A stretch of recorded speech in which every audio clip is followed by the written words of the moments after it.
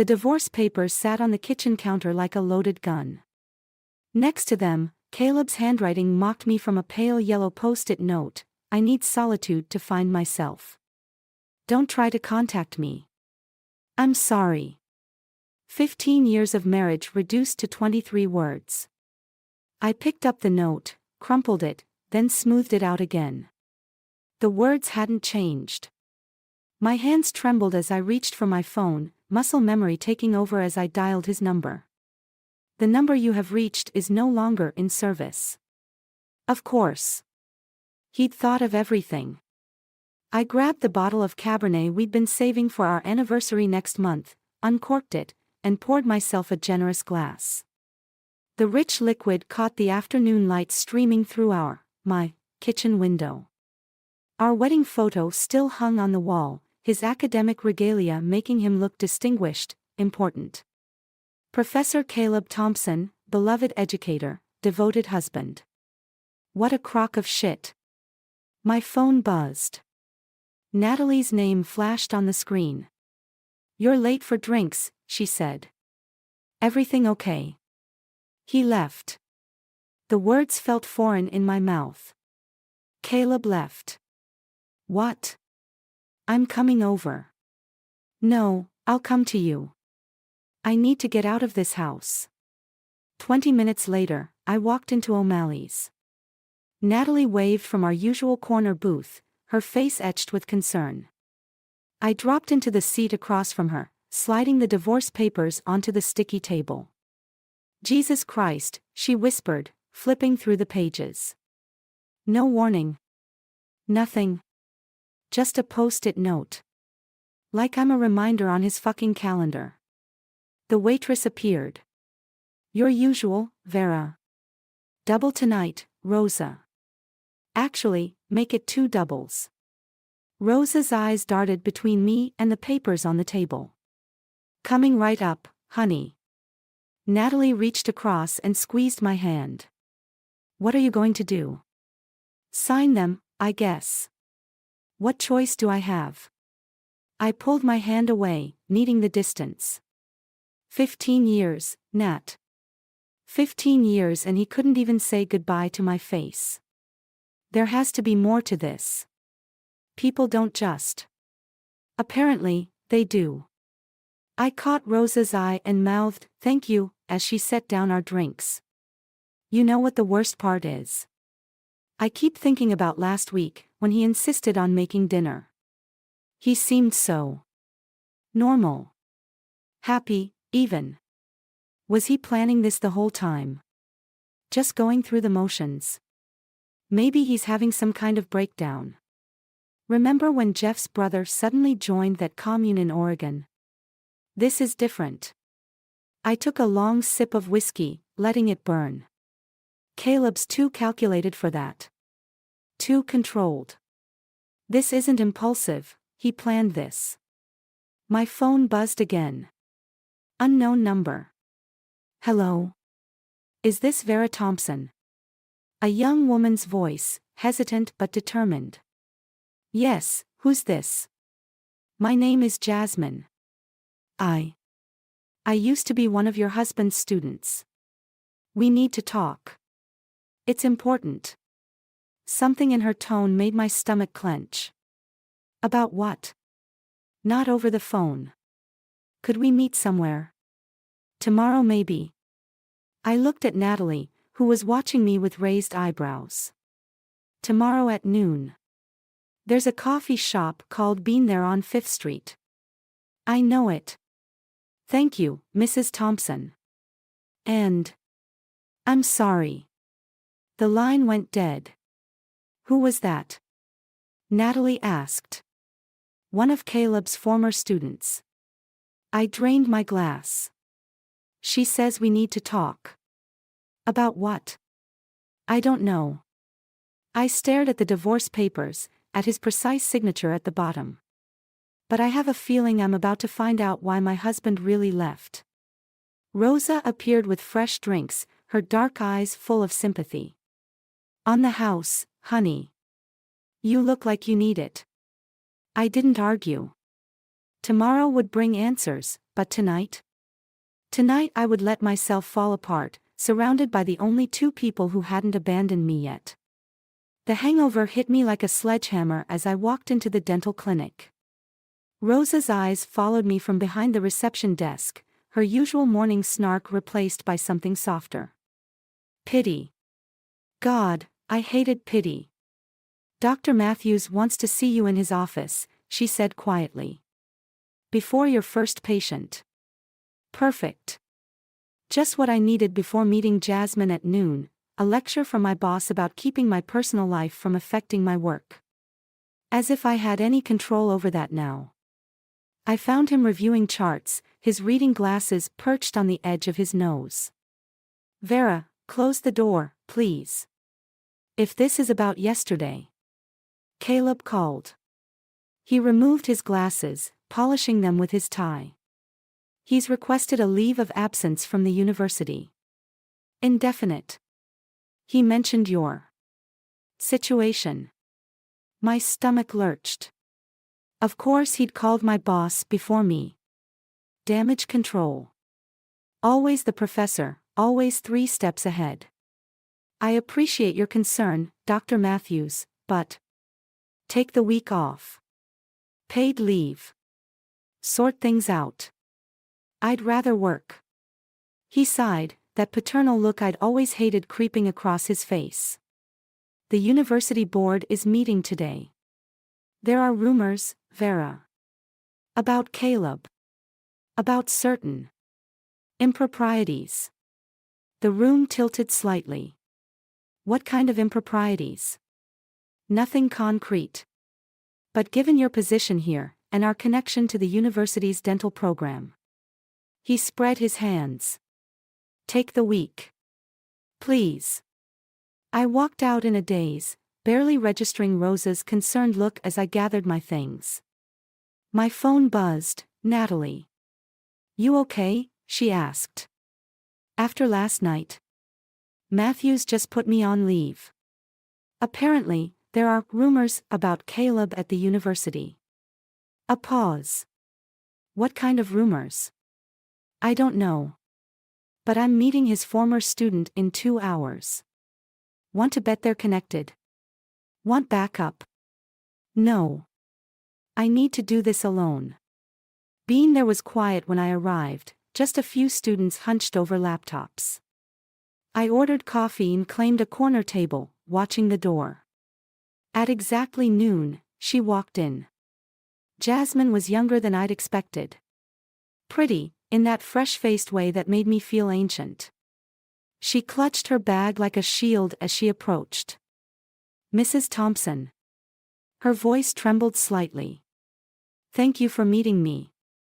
It's just Vera now. Sit. She perched on the edge of her chair, fingers twisting the strap of her bag. I don't know where to start. How about with why my husband left? He found out we were going to come forward. All of us. Ice spread through my chest. All of who? The girls. The ones he. She swallowed hard. It started my sophomore year. He was my advisor. He said I had potential, that he could help my career. Then came the private meetings, the late-night emails, the suggestions that certain arrangements could help my grades. The coffee turned to acid in my stomach. How many? 7 that I know of. Maybe more. She reached into her bag, pulled out a manila envelope. We have proof.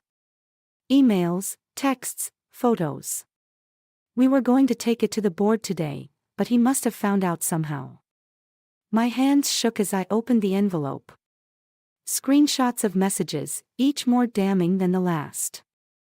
Photos of Caleb with different young women, his hand always somewhere it shouldn't be. Dates spanning years. Years we were married. Why are you showing me this? Because you deserve to know the truth. And because we need your help. She leaned forward, voice dropping. He's not just hiding, Mrs. Thompson. He's starting over. Building something new. Something dangerous. What do you mean? He's gathering followers. Vulnerable students, mostly. Calling it a spiritual retreat or something. But it's just another way to control people. She pulled out her phone, showed me a website. See? He's already got dozens of people believing his enlightenment bullshit. I stared at the screen, at Caleb's serene smile below the header, finding truth through solitude, a journey of self-discovery. Son of a bitch, I whispered. We can stop him. But we need someone he won't expect. Someone who knows him better than anyone. Her eyes met mine. Will you help us? I thought about the post-it note, about 15 years of lies. About 7 young women whose lives he'd tried to destroy. Yes, I said. I'll help you destroy him. The other women gathered in Natalie's living room, their faces a gallery of shared trauma. 6 besides Jasmine, just like she'd said. Young, bright, broken. Each clutching their own manila envelope of evidence against my husband. He always chose the quiet ones, Sarah, a grad student, explained. The ones who needed recommendations, who couldn't afford to lose their scholarships. I paced behind Natalie's couch, the weight of their stories pressing against my chest. And none of you went to the administration. 2 did, Jasmine said. Remember Angela Martinez? The name hit like a slap. The student who had a mental breakdown last year. She tried to report him. Next thing we knew, she was accused of plagiarism. Lost her scholarship, her graduate position, everything. My hands shook as I poured more wine. And the other one? Me, a redhead, Rachel, whispered. He had photos. Said he'd release them if I didn't withdraw my complaint. The doorbell rang. Natalie answered it, returning with Eli. His police uniform was wrinkled, his face tight with concern. Our eyes met across the room, and something in his expression made my stomach drop. We need to talk, he said quietly. Alone. In Natalie's kitchen, he pulled out his phone. Remember that wellness check you asked me to run on Caleb's retreat location? What about it? It's not just a retreat. He showed me a police report. 3 women have gone missing in that area in the past month. All former students. Jesus Christ. The room spun slightly. You think he's? I think he's escalating. The university board meeting spooked him. He's gathering followers, yes, but he's also targeting specific women. Women who could expose him. A text buzzed on my phone. Unknown number. I know what you're planning, Vera. Stop now, or Angela won't be the only cautionary tale. I showed Eli the message. His jaw tightened. He's watching us, I said. Let him. Eli's voice was steel. We can use that. Back in the living room, the women fell silent, watching us. Their fear was palpable, a living thing that filled the room. Change of plans, I announced. We're not just exposing him. We're taking him down. Tonight. Jasmine stood. What do you mean?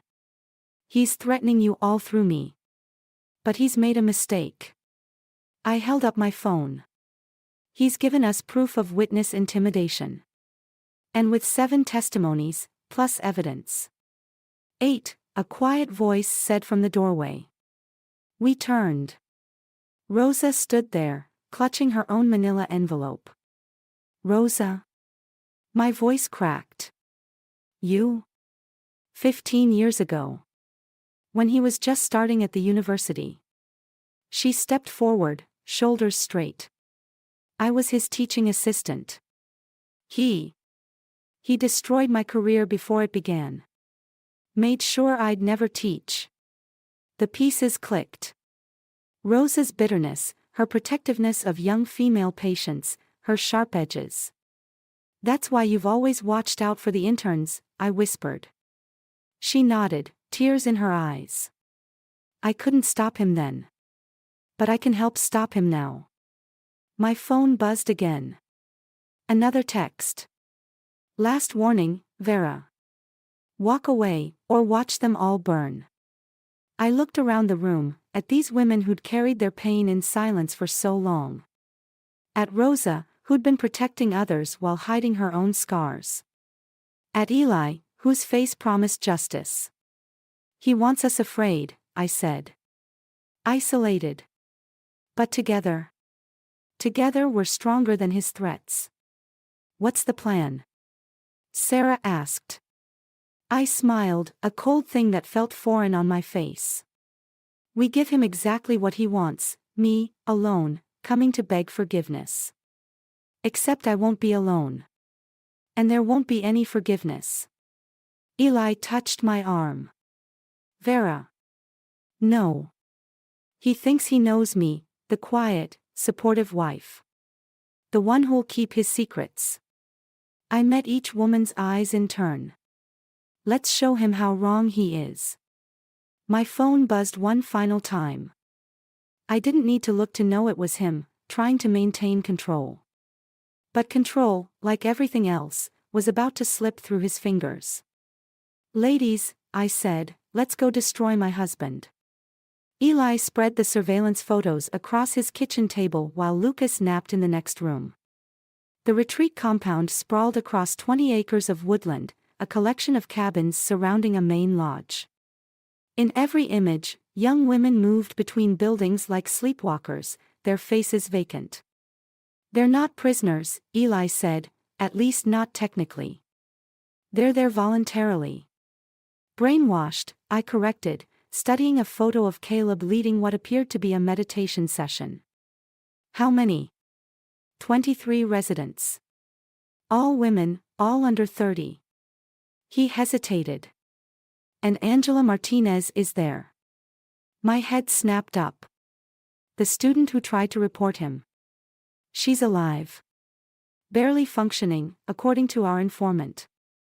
He's got them all on some strict regimen, meditation, fasting, isolation periods. Classic cult tactics. A soft cry came from Lucas's room. Eli moved to get up, but I touched his arm. I'll go. In the dim nursery, Lucas reached for me from his crib, tear-streaked face breaking my heart. I lifted him, breathing in his baby sweet scent, remembering how Caleb had reacted when I'd suggested having children. Too much responsibility, he'd said. We need to focus on my career. Now I understood why. My phone vibrated, a text from Greg, Caleb's former mentor, need to talk. Urgent. Meet me at the university library. Eli, I called softly.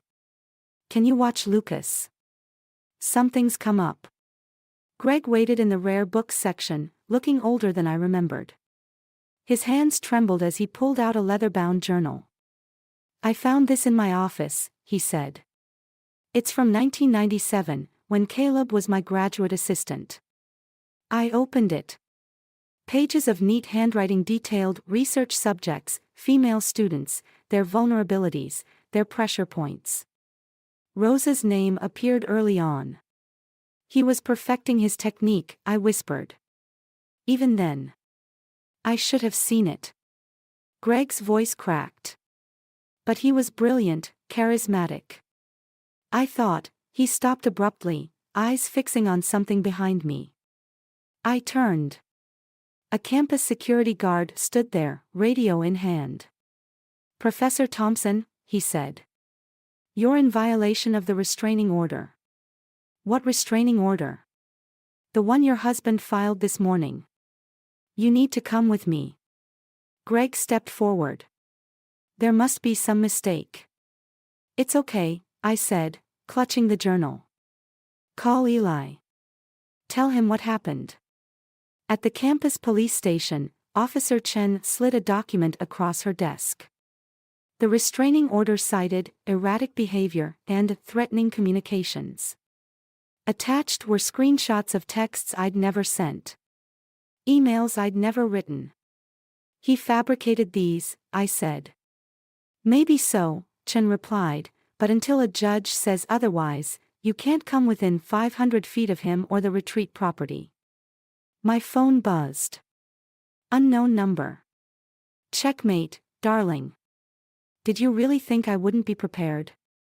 See. Another buzz. A photo appeared, Lucas's empty crib, taken minutes ago.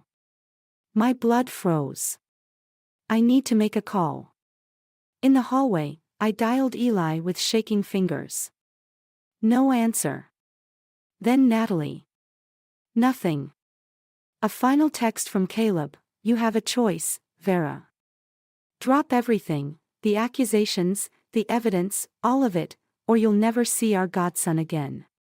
You have 1 hour. I stared at the words until they blurred. Caleb had always been 3 steps ahead, always calculating. But he'd made one crucial mistake. Lucas wasn't just my godson. He was my reason for ensuring Caleb could never hurt anyone again. I dialed Rosa's number. It's happening, I said when she answered. Plan B. Call the others. And Rosa. Make sure Sarah brings those files from the university's security system. What about Lucas? I thought of those vacant-faced women in the surveillance photos. Of Angela Martinez, trapped in Caleb's web. Of Rosa, carrying her scars for 15 years. He thinks he's taking everything from me, I said. Let's show him what it really means to lose everything. I hung up and walked back to Officer Chen's desk, forcing my voice to stay steady. I'd like to report a kidnapping. The game wasn't over. It was just beginning. The retreat's main lodge loomed before me, all rustic wood and false serenity. 2 of Caleb's followers, seekers, he called them, flanked me as I climbed the steps. Their grip on my arms was gentle but firm, a perfect metaphor for his whole operation. Sister Vera, one murmured, he's waiting in the meditation room. Of course he was. Everything choreographed, just like always. Through the windows, I caught glimpses of women in white linen, moving like ghosts between buildings. Angela Martinez sat cross-legged in the garden, staring at nothing. My hand tightened around Greg's journal in my pocket. The meditation room door opened. Caleb stood there, backlit like some cut-rate messiah. Darling, he said, spreading his arms. Welcome home. Where's Lucas? Safe. With Natalie. His smile didn't reach his eyes. She's quite receptive to our teachings, actually. Amazing what a few carefully chosen words can accomplish. The implications hit like a punch. Natalie wasn't answering calls because she was here, under his influence.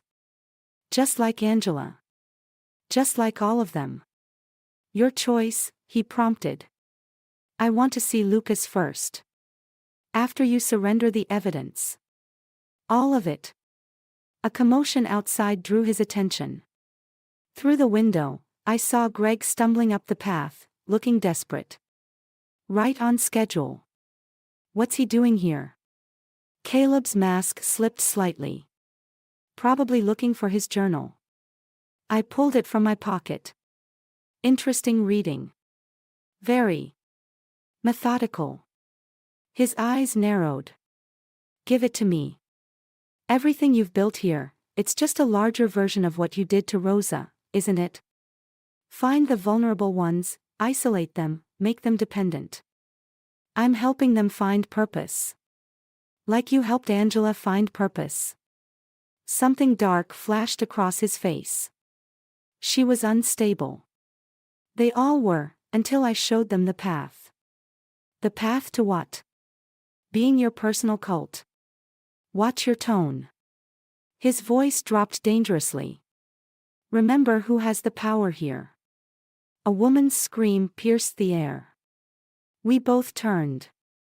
In the garden, Rosa stood over Angela's crumpled form. Help! Rosa shouted. She's not breathing. Caleb moved toward the door. I blocked his path. Your choice, I echoed his words. Let me see Lucas, or I start making phone calls. The police are already watching this place. One word from me. You're bluffing. Try me. More commotion outside. Greg had reached the garden, was kneeling beside Angela. Other women gathered, their programmed serenity cracking. Tick-tock, I said. Caleb's jaw clenched. Follow me. He led me to a cabin at the compound's edge. Inside, Natalie sat with Lucas, her eyes glazed but clearing slightly at my entrance. Vera. She blinked rapidly. What's happening? It's okay, I said, not taking my eyes off Caleb. Everything's going to be okay. Lucas reached for me. I took him, breathing in his familiar scent. Now the evidence, Caleb demanded. I smiled. Check your phone. He pulled it out, face darkening as messages flooded in. Every woman he'd ever manipulated, every piece of evidence we'd gathered, being sent to the university board, the police, the media. All time-stamped for automatic release unless I entered a code every hour. You can't. I already did. I backed toward the door with Lucas. Angela's fine, by the way. Just a little acting from Rosa. But the police response time to a medical emergency. About 3 minutes. Sirens wailed in the distance. You're just like them, he snarled. Weak, needing guidance. No, Caleb. I'm exactly what you made me, someone who learned to play the long game. His followers were emerging from their trances now, watching through windows as police cars appeared on the horizon. Natalie, I called softly. Time to go home. She stood shakily, moving toward us as Caleb's carefully constructed world began to crumble around him. This isn't over, he warned. You're right. I shifted Lucas to my hip. It's just beginning. The first police car crested the hill as we walked away, leaving Caleb to face the storm he'd created, one calculated manipulation at a time. The interrogation room's fluorescent lights made everything look sickly, unreal. Detective Martinez, no relation to Angela, placed a stack of photos in front of me. Crime scene images from the retreat. 3 bodies, he said flatly. Found buried behind the meditation cabin. All former students. My stomach lurched. That's impossible. We were watching him. For 6 weeks. These deaths date back 2 years. He slid forward another photo, Caleb being led away in handcuffs, that serene smile still on his face. Your husband's looking at multiple homicide charges. And you? You're looking at obstruction of justice. I was trying to help those women. By running a vigilante operation. By interfering with an ongoing investigation. He leaned forward. We've been building this case for months. Your little revenge scheme nearly destroyed years of work. The door opened. Eli stepped in, still in uniform. His face was carved from stone.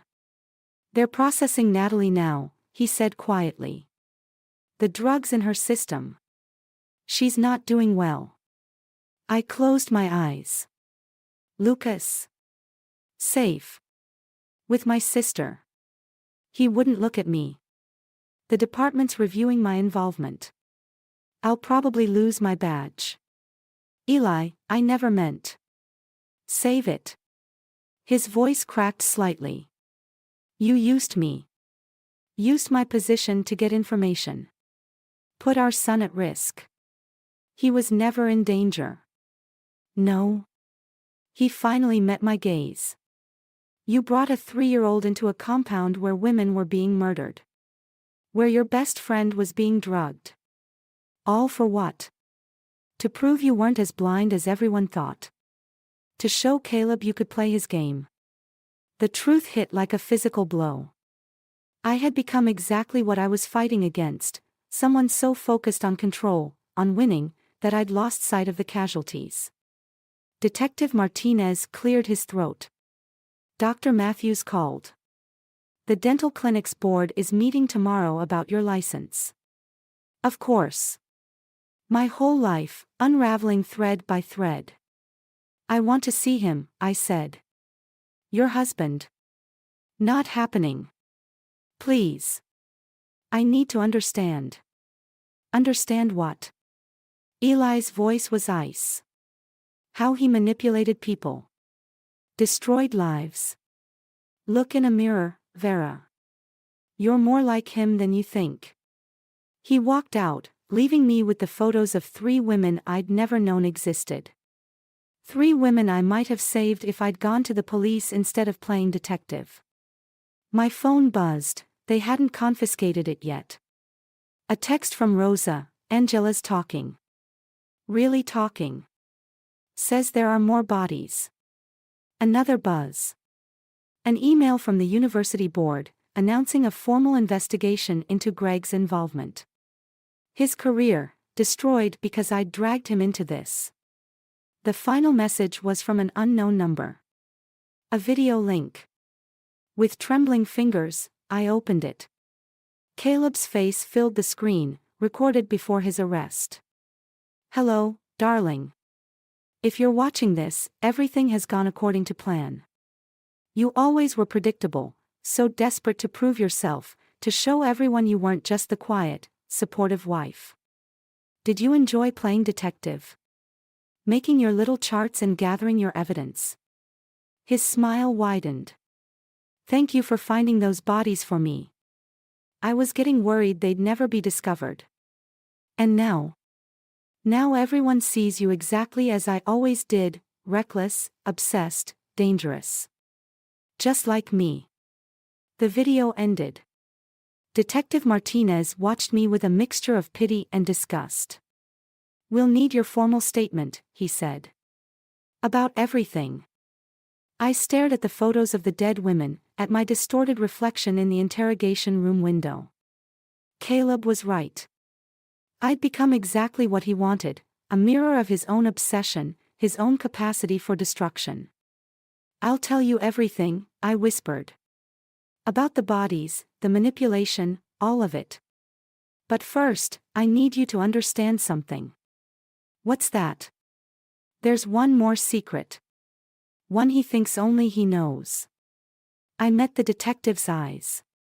And it's going to destroy him completely. Because Caleb had taught me well, too well. He'd shown me that the best revenge isn't quick or clean. It's patient. Methodical. And most importantly, it's devastating. Just like the truth I'd been saving for exactly this moment. The prison visiting room smelled of industrial cleaner and despair. Caleb sat across from me, orange jumpsuit stark against his pale skin, that familiar serene smile still in place. Come to gloat, darling. I placed Greg's journal on the table between us. No. I came to return this. His eyes flickered to the leather-bound book. Ah. My early work. Quite amateur, looking back. 3 bodies wasn't amateur. 4, actually. His smile widened slightly. But you knew that already, didn't you? I slid a photograph across the table. A younger Caleb, standing beside a woman with my face, my build, my coloring. My sister, I said quietly. The one who disappeared 15 years ago. The reason I applied to work at your university's dental clinic. The smile faltered, just for a moment. You never wondered why I looked so familiar. My voice remained steady. Why I worked so hard to get your attention. To become exactly the kind of quiet, supportive wife you wanted. Vera. Sarah was her name. But you knew her as Patient Zero in your journal. Your first experiment in control. His hands, always so steady, began to tremble slightly. You can't prove anything. Actually, I can. Sarah kept records too. Hidden where you'd never think to look, in her dental records. X-rays with dates, photos of injuries, detailed notes about her accidents. All safely stored in the university clinic's archive. That's why you became a dental hygienist. 15 years of waiting. Watching. Learning how you operate. I leaned forward. Did you really think I was just another victim, Caleb? That I didn't plan every step, including my own revenge-obsessed spiral? Detective Martinez entered quietly, standing by the door. The FBI's reopening 20 cold cases, I continued. All women who matched Sarah's description, all connected to universities where you taught. And guess what they found in that journal? DNA. Hair samples. Trophies. Caleb's facade cracked.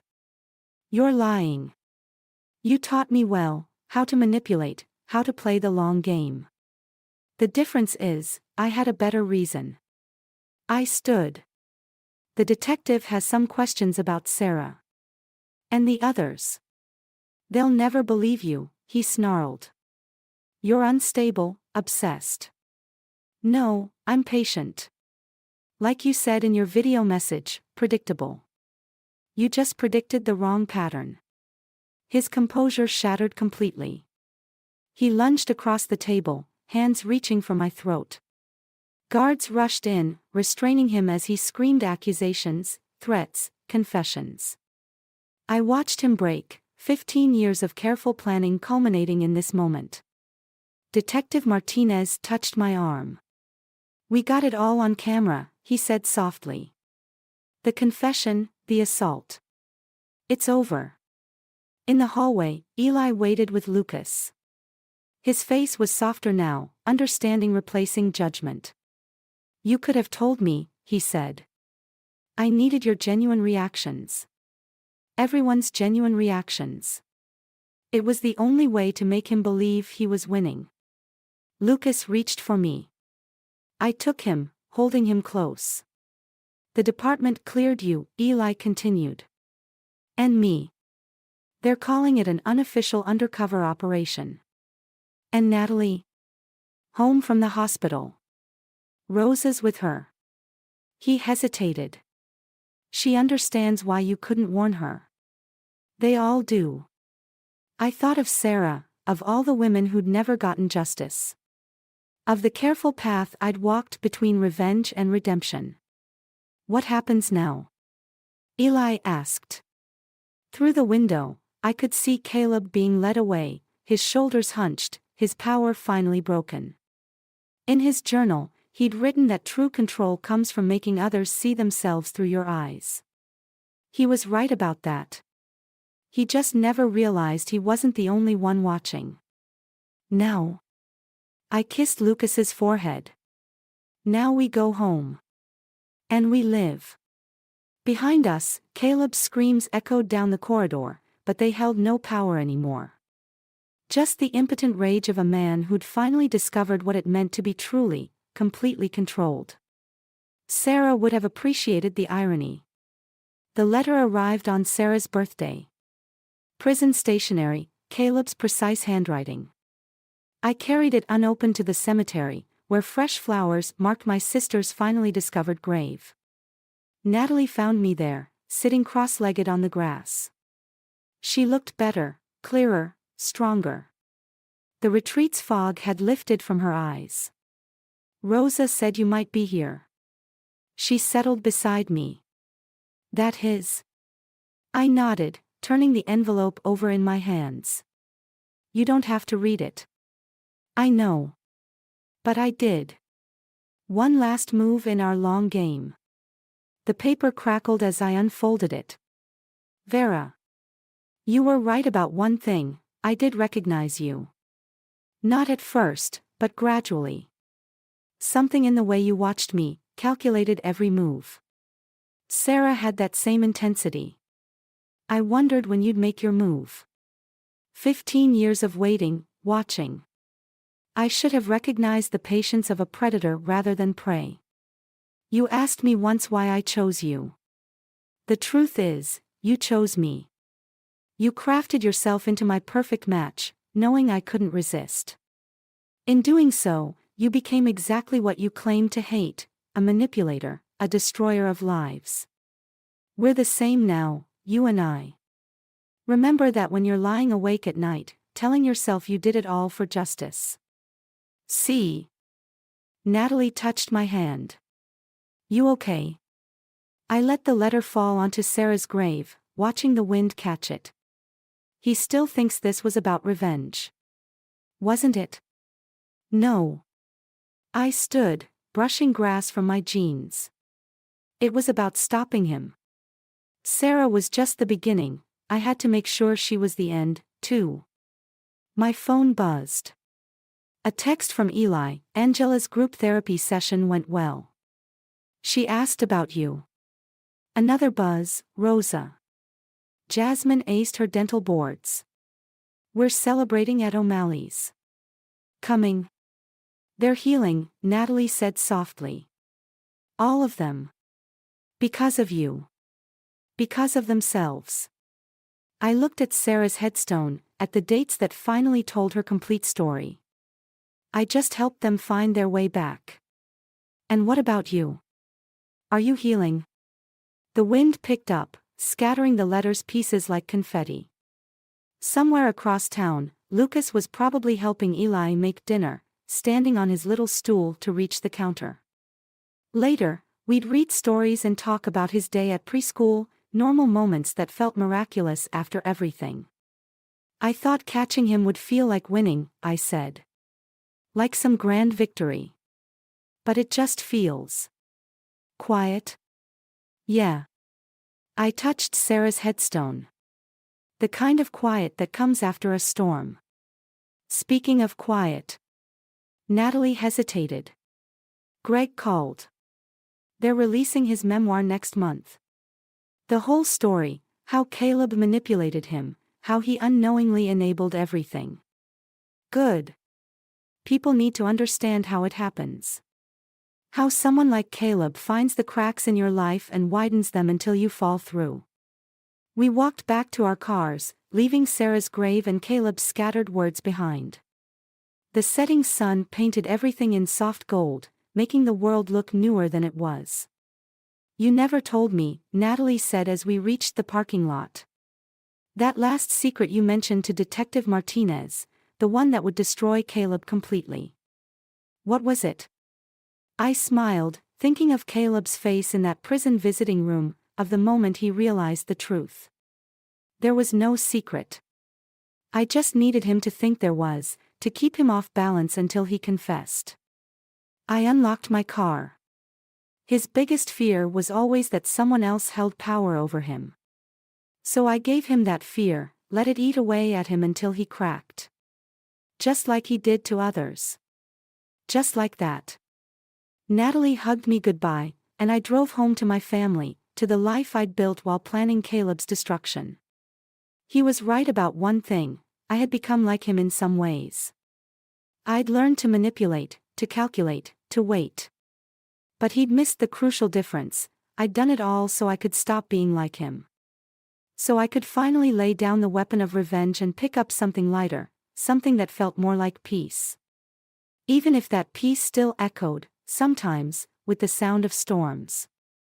The moment I saw Lucas across the crowded restaurant, 20 years melted away like snow in spring. My heart raced, palms sweaty as I gripped my wine glass. I shouldn't have come. Amelia? His voice, deeper now, but still unmistakable, sent a shiver down my spine.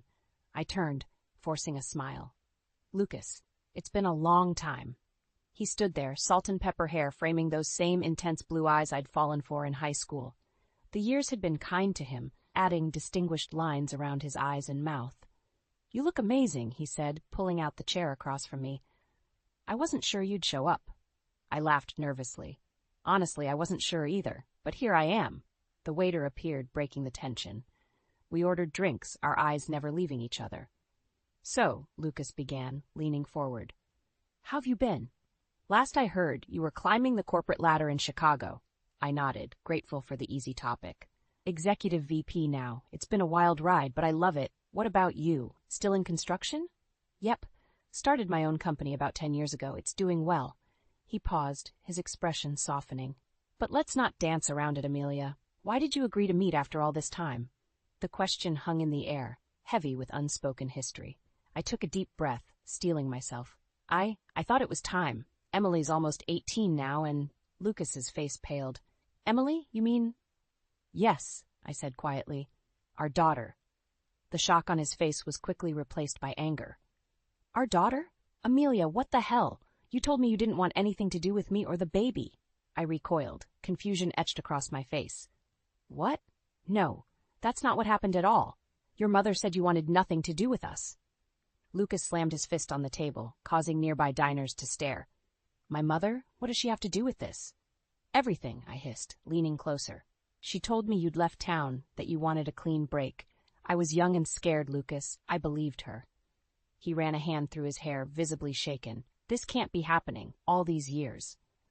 I'm sorry, I whispered, reaching for his hand. He didn't pull away. I should have tried harder to find you, to get the truth, but I was just a kid and your mother was persuasive. Lucas's eyes met mine, a storm of emotions swirling in their depths. Tell me about her. Emily, what's she like? I smiled despite the tension. She's amazing, smart, stubborn, creative. She has your eyes, you know. He nodded, a small smile tugging at his lips. Does she know about me? She knows you exist, but not much else. I wasn't sure how to explain it all. Lucas leaned back, processing. So what now? Why tell me all this after so long? I took a deep breath, steeling myself for what came next. Because Emily deserves to know her father, and because I never stopped loving you, Lucas. I know it's crazy, but his phone buzzed loudly, interrupting. Lucas glanced at it, his face darkening. It's my mother. I should take this. As he stepped away to answer, I sat there, heart pounding. What had I done? 20 years of secrets and lies, all unraveling in a single evening, and the biggest bombshell was yet to come. How would Emily react to all this? Lucas returned, his expression grim. That was my mother. She knows we're meeting. Amelia, I think we've both been played for fools all these years. I nodded, a mix of anger and determination rising within me. Then it's time we set things right, don't you think? He reached across the table, taking my hand. Together? Together, I agreed, squeezing his hand. As we left the restaurant, I couldn't shake the feeling that this was just the beginning. The past was about to collide with the present, and I had no idea if my carefully constructed life would survive the impact. I paced the living room, rehearsing the words I'd say to Emily. How do you tell your 17-year-old daughter that her long-lost father is suddenly back in the picture? The doorbell rang, startling me out of my thoughts. I'll get it, Emily called from upstairs. No, honey, I've got it, I replied, my heart racing. It was Lucas, right on time. I opened the door, and there he stood, looking as nervous as I felt. Hey, he said softly. Hey yourself, I replied, stepping aside to let him in. Emily's upstairs. I haven't told her you're coming. Lucas nodded, running a hand through his hair. Maybe this isn't such a good idea, Amelia. What if she hates me? I squeezed his arm. She won't hate you. She might be confused, maybe even angry, but she won't hate you. Mom? Emily's voice drifted down the stairs. Who's here? I took a deep breath. Emily, can you come down? There's someone I'd like you to meet. Emily appeared at the top of the stairs, her eyes widening as she saw Lucas. She looked from him to me, confusion etched on her face. What's going on? Sweetheart, I began, my voice shaking slightly. This is Lucas. He's your father. The silence that followed was deafening. Emily stood frozen, her knuckles white as she gripped the banister. Hi, Emily, Lucas said softly. I know this is a shock, and I'm so sorry for not being in your life until now. Emily's eyes flashed with anger. Sorry? You're sorry? She turned to me. Mom, what the hell is this? Language, Emily, I admonished reflexively, then immediately regretted it. I know this is a lot to take in. Why don't we all sit down and talk about it? Talk about what? Emily spat. How you've lied to me my entire life. How he, she jabbed a finger at Lucas, suddenly decides to show up after 17 years. It's not like that, Lucas started, but Emily cut him off. I don't want to hear it, she said, turning on her heel and storming back upstairs. Her bedroom door slammed shut, the sound echoing through the house. I sank onto the couch, burying my face in my hands. That went well, I muttered. Lucas sat beside me, his arm hesitantly wrapping around my shoulders. Give her time, Amelia. It's a lot to process. Just then, my phone buzzed. I glanced at it and groaned. It's your mother. Lucas stiffened. What does she want? I showed him the text. Heard you're playing Happy Families. Don't forget who really raised that girl. Dinner tomorrow. No excuses. She has some nerve, Lucas growled. What do we do? I asked, feeling overwhelmed. Before Lucas could answer, the doorbell rang again. I opened it to find Mrs. Collins standing there, her face a mask of false concern. Amelia, dear, she said, pushing past me into the house. I thought I'd drop by to see how my granddaughter is handling the news. Her eyes landed on Lucas. Oh, you're here too. How convenient. Mother, Lucas said, his voice tight, this isn't a good time. Mrs. Collins waved her hand dismissively. Nonsense, there's never a bad time for family. She raised her voice. Emily, darling, Grandma's here. I heard Emily's door open, and she appeared at the top of the stairs again, her eyes red-rimmed. Grandma? Mrs. Collins opened her arms. Come here, sweetheart. I'm sure you need a shoulder to cry on after all this unpleasantness. Emily hesitated, then slowly came down the stairs.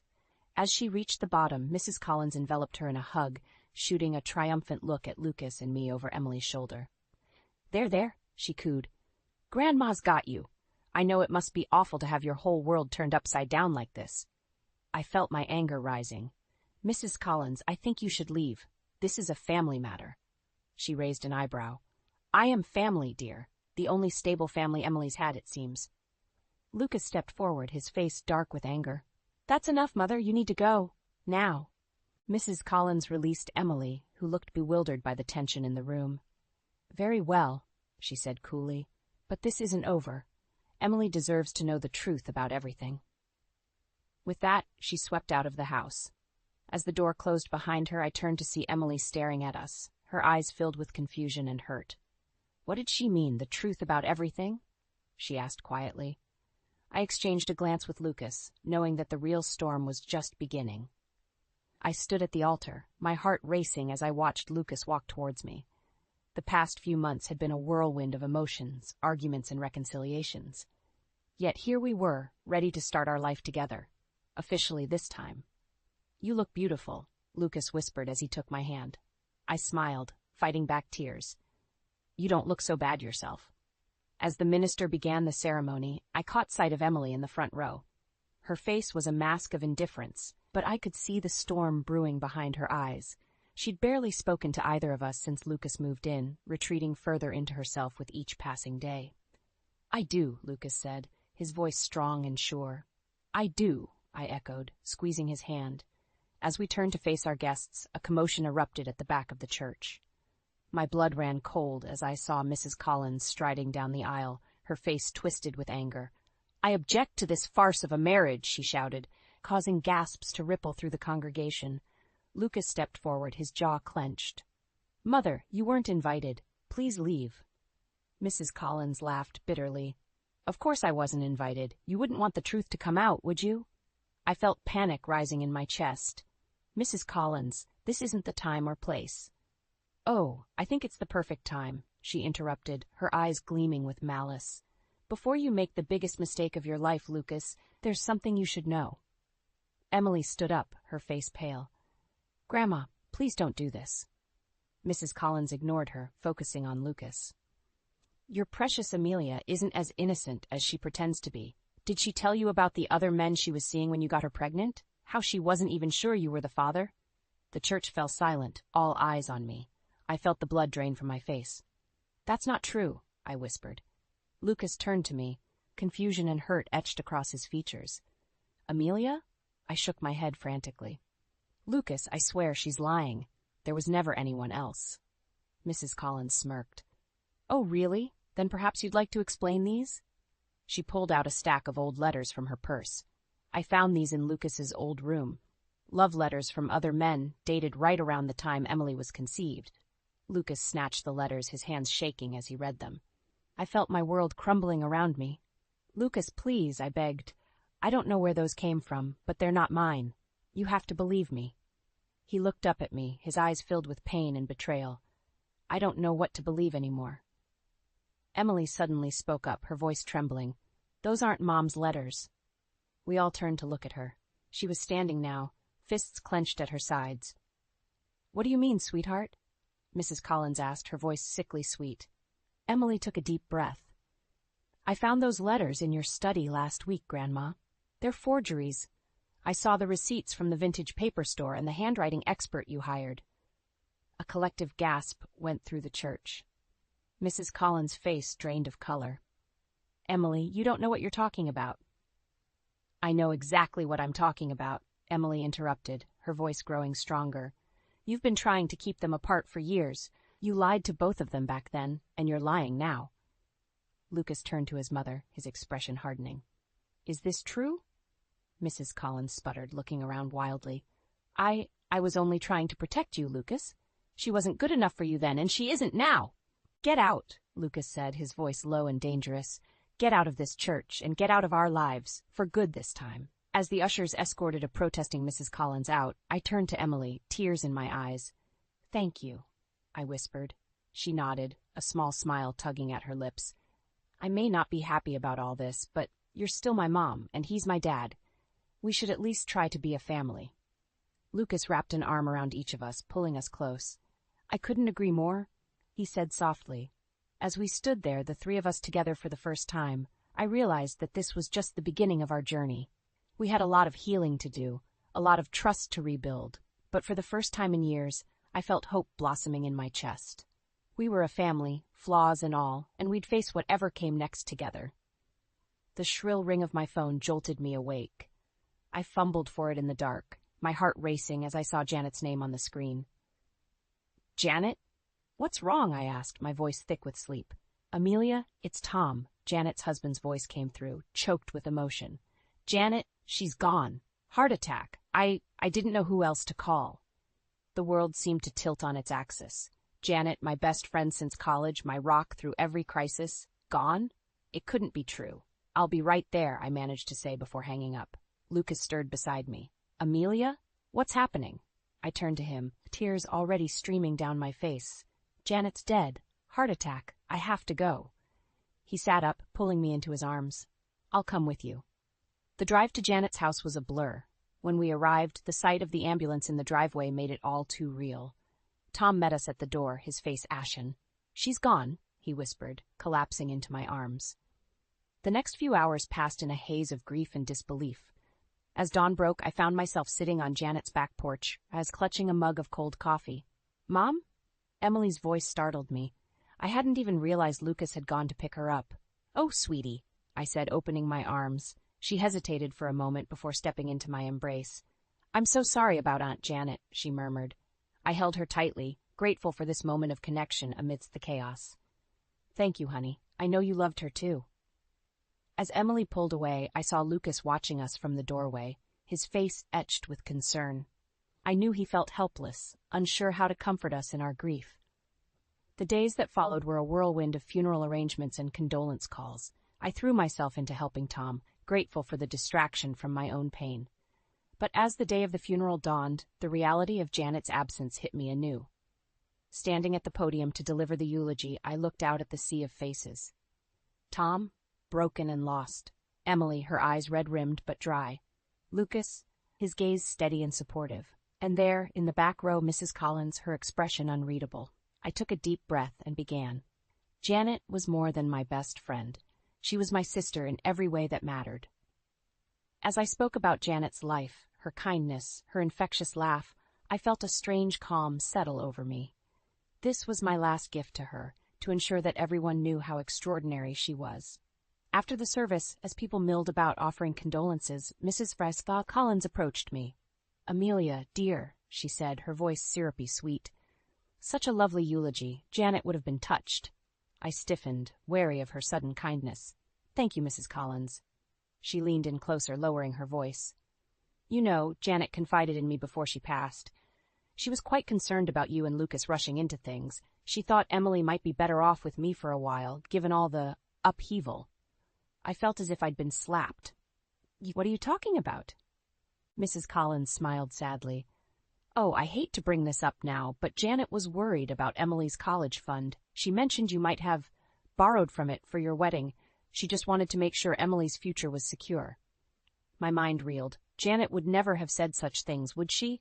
And how dare Mrs. Collins bring this up now, of all times? Before I could respond, Lucas appeared at my side. "Is everything all right here?" he asked, his voice tight.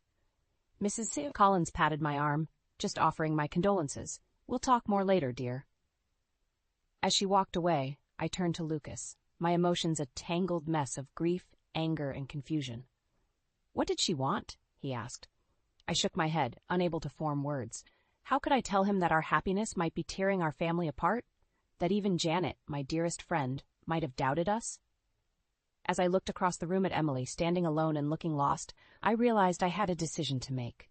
One that could change everything. The somber atmosphere of Janet's funeral weighed heavily on me as I stood near her casket, accepting condolences from a seemingly endless line of mourners. Lucas hovered nearby, his presence both comforting and somehow distant. Emily had retreated to a corner, her face a mask of quiet grief. As the last of the guests offered their sympathies, I felt a familiar chill run down my spine. Mrs. Collins approached, her face a picture of false concern. "Amelia, dear," she cooed, "such a tragedy. Janet was such a pillar of the community." I nodded stiffly, bracing myself for whatever Barb was coming next. "You know," Mrs. Collins continued, lowering her voice conspiratorially, "Janet and I had quite a long chat just last week. She was so concerned about Emily's future." My guard instantly went up. "What are you talking about?" Mrs. Collins' eyes gleamed with malice. "Well, it seems Janet was worried about Emily's inheritance. She mentioned something about you dipping into Emily's college fund for your hasty wedding." The accusation hit me like a physical blow. "That's absurd," I hissed. "Janet would never." "Oh, but she did," Mrs. Collins interrupted. "She was quite distressed about it. In fact, she suggested that perhaps Emily would be better off living with me for a while, given all the upheaval in your household." Red-hot anger surged through me. How dare she use Janet's memory to manipulate us? "Mrs. Collins," I said, my voice dangerously low, "I don't know what game you're playing, but this ends now. Janet would never have said those things, and you know it. She feigned innocence. I'm only relaying what Janet told me, dear. Perhaps we should discuss Emily's living arrangements and her financial future. After all, it's what Janet would have wanted." Something inside me snapped. "Enough!" I shouted, drawing startled looks from the remaining mourners. "How dare you use my best friend's funeral to push your agenda? You've been trying to tear this family apart from the moment Lucas and I reconnected, and I won't stand for it anymore." Mrs. Collins' face hardened. "Now, Amelia, let's not make a scene." "No, let's make a scene," I retorted, my voice rising. "Let's talk about how you lied to Lucas and me 20 years ago, keeping us apart. Let's discuss how you've manipulated Emily, poisoning her against her own father. You're toxic, Mrs. Collins, and I won't let you hurt my family anymore." Lucas appeared at my side, his face a mix of concern and determination. "Mother, I think it's time for you to leave." Mrs. Collins' eyes darted between us, realizing she'd lost this round. "This isn't over," she hissed before turning on her heel and stalking away. As the door slammed behind her, I became acutely aware of the stunned silence in the room. Emily stood frozen, her eyes wide with shock and confusion. "Mom?" she whispered. What just happened?" I felt the weight of every eye in the room on me. The truth I'd been holding back for so long threatened to spill out. But was this really the time or place? Lucas squeezed my hand. "Amelia," he said softly, "I think it's time we told Emily everything. No more secrets." I looked at my daughter, seeing the hurt and uncertainty in her eyes. Then I glanced at Janet's photo on the casket, her warm smile seeming to encourage me even now. Taking a deep breath, I made my decision. "You're right," I said to Lucas. Then, turning to Emily, I held out my hand. "Sweetheart, there's something we need to tell you. About your grandmother, about your father and me, about everything." Emily hesitated for a moment before taking my hand. As we moved to a quiet corner of the room, I knew that whatever came next would change our family forever. But with Janet's memory to guide me and Lucas by my side, I was finally ready to face the truth, and whatever consequences came with it. The days following Janet's funeral blurred together in a haze of grief and tension. Emily had retreated further into herself after our revelation, barely speaking to Lucas or me. I felt like I was walking on eggshells in my own home, the weight of unspoken words crushing us all. It was a crisp Saturday morning when everything came to a head. I was in the kitchen, mindlessly stirring a cup of coffee when Lucas burst through the door, his face ashen. "Amelia, we need to talk. Now." The urgency in his voice sent chills down my spine. "What's wrong?" He thrust a stack of papers onto the counter. "I found these in my mother's study. She's been lying to us for years." My hands shook as I picked up the documents, forged letters, manipulated bank statements, even a fake paternity test, all designed to keep Lucas and me apart, to make him believe I wanted nothing to do with him or our unborn child. "Oh my God," I whispered, feeling sick to my stomach. "Lucas, I had no idea." "I know," he cut me off, his voice tight with anger. "But that's not all. Look at the last page." I flipped to the final document, my eyes widening in horror. It was a petition for guardianship of Emily, filed by Mrs. Collins just days ago. "She's trying to take our daughter," I breathed, panic rising in my chest. Before Lucas could respond, the front door slammed open. Mrs. Collins strode in, flanked by two stern-looking men in suits. "I'm sorry it's come to this," she said, her voice dripping with false sympathy. "But it's clear that Emily needs a stable home environment." I stepped forward, fury coursing through my veins. "How dare you? After everything you've done, you think you have any right to our daughter?" Mrs. Collins smiled coldly. "I have every right. I've been more of a parent to her than either of you. And now, with all the upheaval in your lives, it's time for Emily to come live with me permanently." Lucas moved to stand beside me, his jaw clenched. "You're not taking her anywhere, Mother. We know the truth now, all of it." For a moment, I saw a flicker of uncertainty in Mrs. Collins' eyes, but she quickly recovered, her mask of superiority firmly back in place. "Truth? What truth? All I see are two selfish adults who've turned that poor girl's life upside down. Emily needs stability, structure, something you clearly can't provide." As if on cue, Emily appeared at the top of the stairs, her eyes wide with fear and confusion. "What's going on?" Mrs. Collins turned to her, arms outstretched. "Emily, darling, come down. It's time to go home with Grandma." I felt my world tilting on its axis. This couldn't be happening. We couldn't lose Emily. Not now, not after everything we'd been through. "Emily, please," I pleaded, my voice breaking. "Don't listen to her. We love you. We want you here with us." Emily hesitated, her gaze darting between us and her grandmother. The tension in the room was palpable, every second stretching into an eternity. Suddenly, Lucas stepped forward, his voice steady and determined. "Mother, this ends now. You've manipulated and lied to all of us for far too long. I won't let you tear this family apart anymore." Mrs. Collins' face contorted with rage. "You ungrateful boy. After everything I've done for you." "Everything you've done?" I exploded, unable to contain my anger any longer. "You mean like keeping Lucas from his child for 18 years? Poisoning Emily against us? Trying to steal our daughter?" The room fell silent, all eyes on Mrs. Collins. For the first time, I saw a crack in her carefully constructed facade. She looked scared. "I was only trying to protect my family," she stammered. "No," Lucas said firmly. "You were trying to control us, and it stops now." As we stood there, the air thick with tension, I realized we'd reached a turning point. Whatever happened next would define our family forever. I looked at Emily, still frozen on the stairs, her eyes filled with a mix of fear and dawning understanding.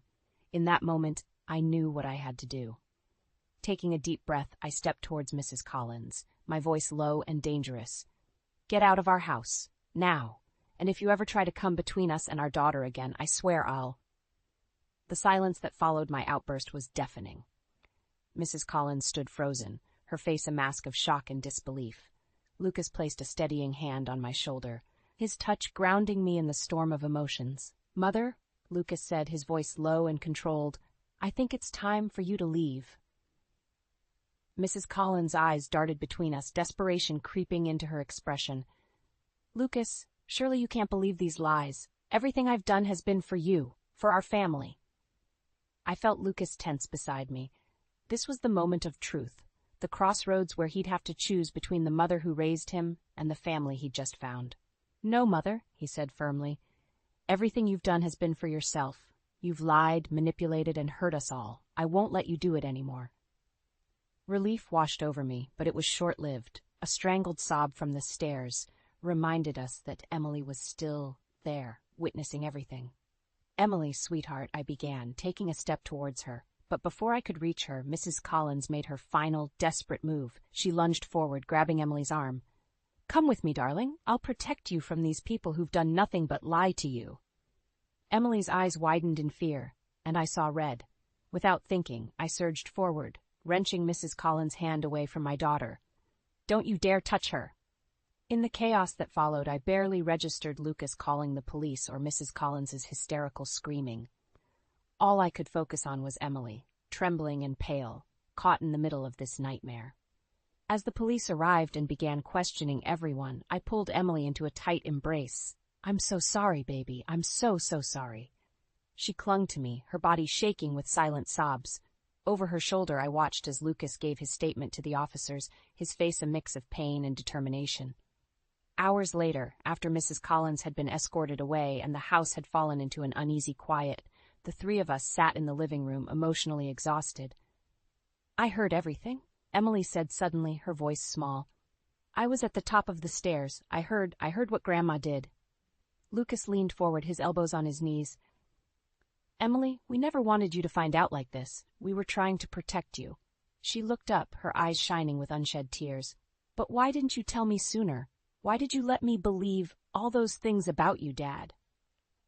The word Dad hung in the air, fragile and new.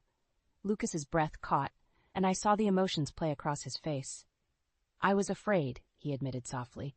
"Afraid you wouldn't want me, afraid I'd mess everything up. I should have been braver for you." I reached out, taking both their hands in mine. "We all should have been braver. But Emily, you have to know that everything we've done, every decision we've made, has been out of love for you." Emily nodded slowly, processing. I don't know who to trust anymore. Grandma was always there for me, and now—" "I know, sweetheart," I said, my heart breaking for her. "But we're here now, all of us together. We can figure this out." As we sat there, the weight of everything that had happened pressing down on us, I realized that this was just the beginning. We had a long road ahead, full of healing and rebuilding trust.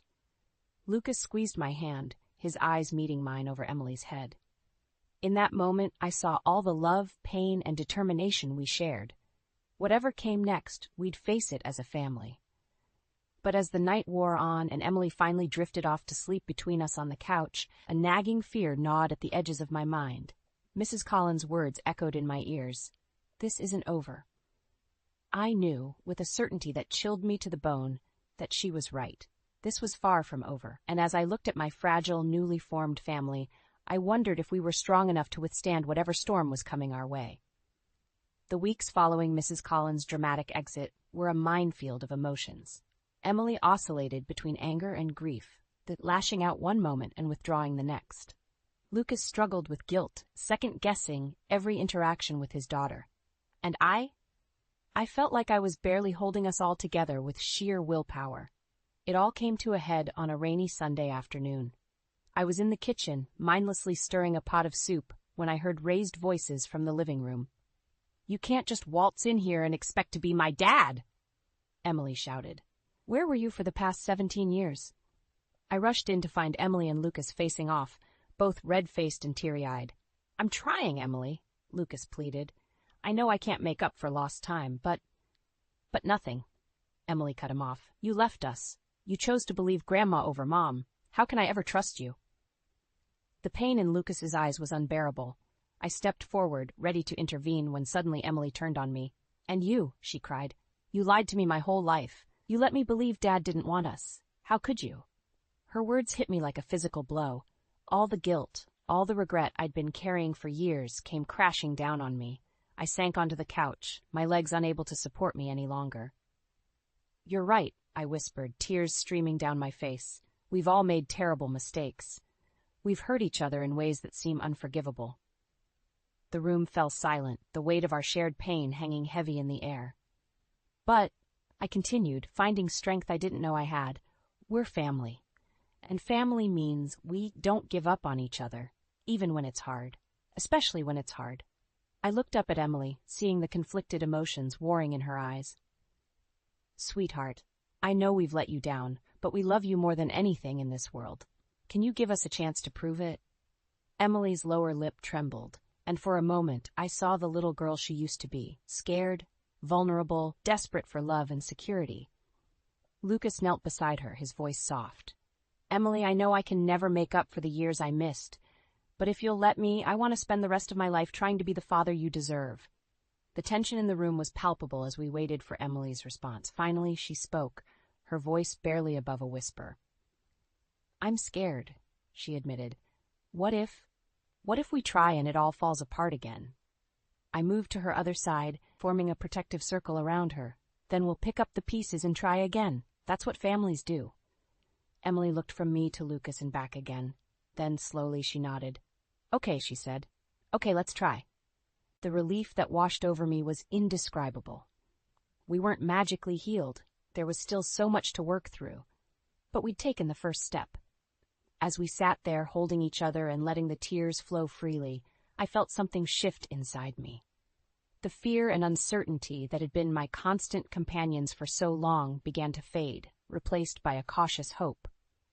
Later that night, as Lucas and I lay in bed, emotionally exhausted but oddly at peace, he turned to me. "Amelia," he said softly, "I know we've been through hell, but I want you to know. I'd do it all again if it meant ending up here, with you and Emily." I felt tears prick my eyes again, but this time they were tears of joy. "I love you," I whispered, kissing him softly. As I drifted off to sleep, I thought about the long road ahead of us. There would be more challenges, more tears, more moments of doubt, but for the first time in years, I wasn't afraid to face them. We were a family. Imperfect, scarred, but unbreakable, and together we could weather any storm. The next morning, I woke to the sound of laughter drifting up from the kitchen. I found Lucas and Emily attempting to make pancakes, flour dusting their clothes and grins on their faces. As I watched them, my heart swelled with love and gratitude. This was what I'd always dreamed of, a family, whole and healing, facing the future together. "Room for one more?" I asked, stepping into the kitchen. Emily looked up, her smile bright and genuine. "Always, Mom, always." And in that moment, I knew that no matter what challenges lay ahead, we'd face them as a family, stronger, wiser, and more loving than ever before. Perfume lingers. It always does. Even when you think you've washed it away, traces cling to fabric like guilty fingerprints. The scent on Mark's collar wasn't mine, a sickly sweet jasmine that made my stomach turn. I held the shirt closer, inhaling deeply, making absolutely certain. No mistake. This wasn't my signature vanilla and amber. I'm Jane, and until this moment, I thought I knew exactly who I was: successful businesswoman, devoted wife. Daughter of David Mitchell, who built Mitchell Trading from nothing. Funny how one small detail can shatter everything you believe about your life. "Honey, have you seen my blue tie?" Mark called from upstairs. "The one with the diagonal stripes." My fingers tightened around the shirt. "Check the back of the closet door," I answered, keeping my voice steady. "You wore it last week to the Henderson meeting." "Got it." His footsteps echoed above, followed by the sound of drawers opening and closing.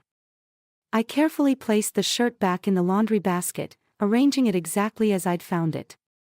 My hands were trembling. The rational part of my brain tried to construct innocent explanations, a colleague's perfume from a casual hug, perhaps. But my gut knew better. After 12 years of marriage, you develop a sixth sense about these things. Mark appeared in the doorway, adjusting his tie. "How do I look?" I turned to face him, studying the man I'd pledged my life to. His dark hair was perfectly styled, his smile confident and warm. He looked exactly like the man I married, and somehow like a complete stranger. "Very handsome," I said, forcing a smile. "Important meeting today?" "Just the usual client lunch. Probably won't be back until late." He grabbed his briefcase from the counter. "Don't wait up if you're tired." As he leaned in to kiss my cheek, I caught another whiff of that jasmine scent, so faint it was almost imperceptible. My stomach clenched. "Have a good day," I managed. The moment the front door closed, I pulled out my phone and called the office. "Sandra, It's Jane. I'm not feeling well, might take a personal day. Of course, Mrs. Mitchell. Should I reschedule your afternoon appointments? Please. And Sandra? If my father asks, tell him I'll catch up on everything tomorrow. I ended the call and sank into a kitchen chair, my mind racing. The perfume was just the latest piece of a puzzle I'd been subconsciously assembling for weeks. The late meetings. The guarded phone calls. The way he'd grown distant, distracted. My phone buzzed with a text from Rachel, lunch today. Need to talk about something. Rachel, my best friend since high school. The one person I could always count on. I started to type a response, then stopped. Something about her message felt off. Rachel never needed to talk, she just talked. I opened our text history, scrolling through recent conversations. The patterns jumped out at me now, her sudden cancellations, vague explanations, decreased enthusiasm in our usual banter. How had I missed it? My fingers hovered over the keyboard as I considered my response. Every instinct screamed that I was standing on the edge of something devastating. But if I wanted answers, I needed to play this carefully. Sorry, not feeling great today. Rain check. I typed, then added a sick emoji for good measure. Her response came quickly, no problem. Feel better. Red heart. Too quickly. Too cheerful. The heart emoji felt like a slap. I set my phone down and walked to the window, watching Mark's car disappear around the corner. The morning sun cast long shadows across our perfectly manicured lawn, highlighting the life we'd built together. Or rather, the life I thought we'd built. One thing was certain, I needed proof. And once I had it, someone would pay. 3 days after finding that perfume, I sat at my father's mahogany dining table, watching my husband laugh at something Rachel had just whispered. The sound grated against my nerves like steel on glass. More wine, Jane. My father held up a bottle of his prized Bordeaux. Please. I pushed my glass forward, noting how Rachel's eyes followed the movement. She'd been watching me all evening, her usual warmth replaced by something calculating. Lori bounced little Eli on her knee at the other end of the table. Mark, you haven't told Jane about the promotion yet, have you? My hand froze mid-reach for my wine glass. What promotion? Mark's laugh died abruptly. He shot his sister a look that could have frozen hell. I was waiting for the right moment. It's not final yet. Oh. Rachel's voice carried a note of false surprise. I thought you said it was a done deal last week when she stopped herself, taking a large sip of wine. The room grew painfully quiet. I could hear the tick of my father's antique clock, marking each second of this exquisite torture. When you what, Rachel? I kept my tone light, casual. The perfect concerned friend. When we ran into each other at Starbucks, she finished smoothly. Just a quick hello between meetings. My father cleared his throat. Speaking of business, Mark, those quarterly reports need reviewing before Monday. Perhaps you could come in early. Actually, Mark shifted in his chair, I have a breakfast meeting with clients. Cancel it, my father said flatly. The steel in his voice made everyone look up. David Mitchell didn't suggest things, he commanded them. I watched Mark's jaw tighten. Of course, sir. Lori stood suddenly, Eli squirming in her arms. Someone needs a diaper change. Jane, would you mind showing me where? Use the guest bathroom upstairs, I said, not taking my eyes off Mark and Rachel. Second door on the right.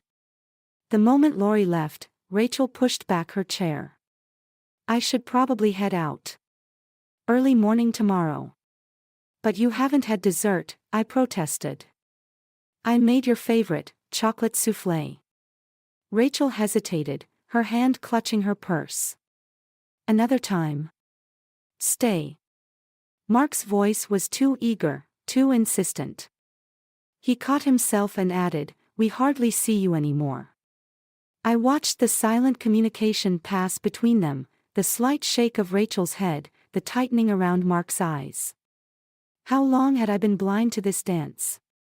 Rachel. My father's voice cut through the tension. Before you go, I wanted to ask about that charity gala you're organizing. The one next month. Oh, yes. Rachel sank back into her chair, trapped by courtesy. We're still finalizing the details. Excellent. Jane will be handling the firm's donation this year. Perhaps you two should coordinate.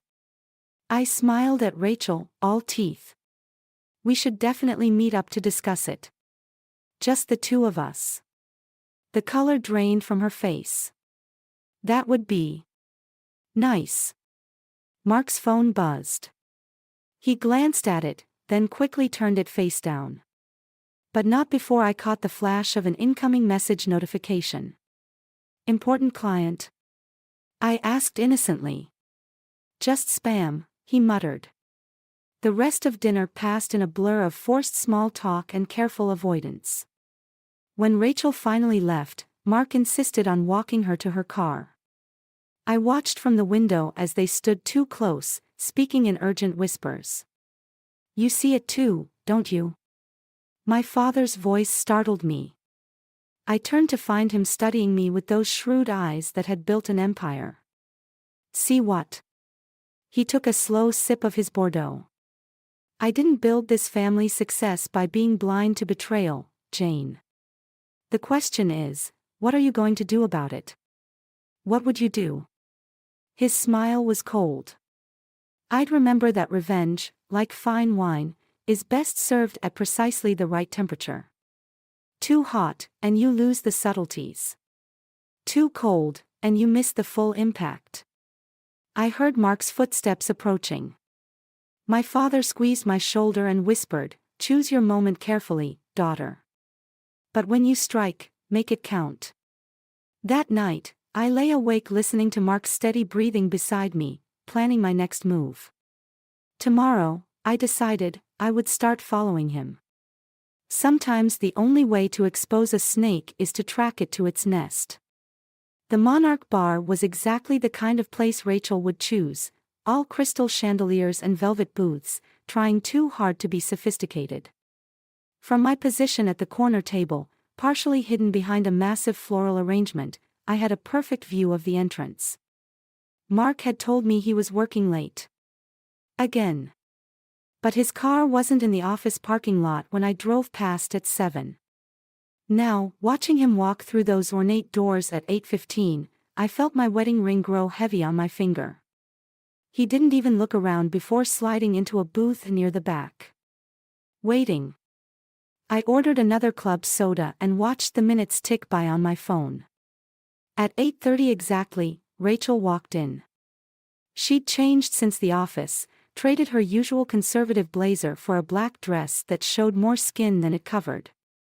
The jasmine perfume probably came with it. My fingers tightened around my glass as she slipped into Mark's booth. They didn't kiss. That would have been too obvious. Instead, they leaned close, heads bent together like conspirators. His hand disappeared under the table.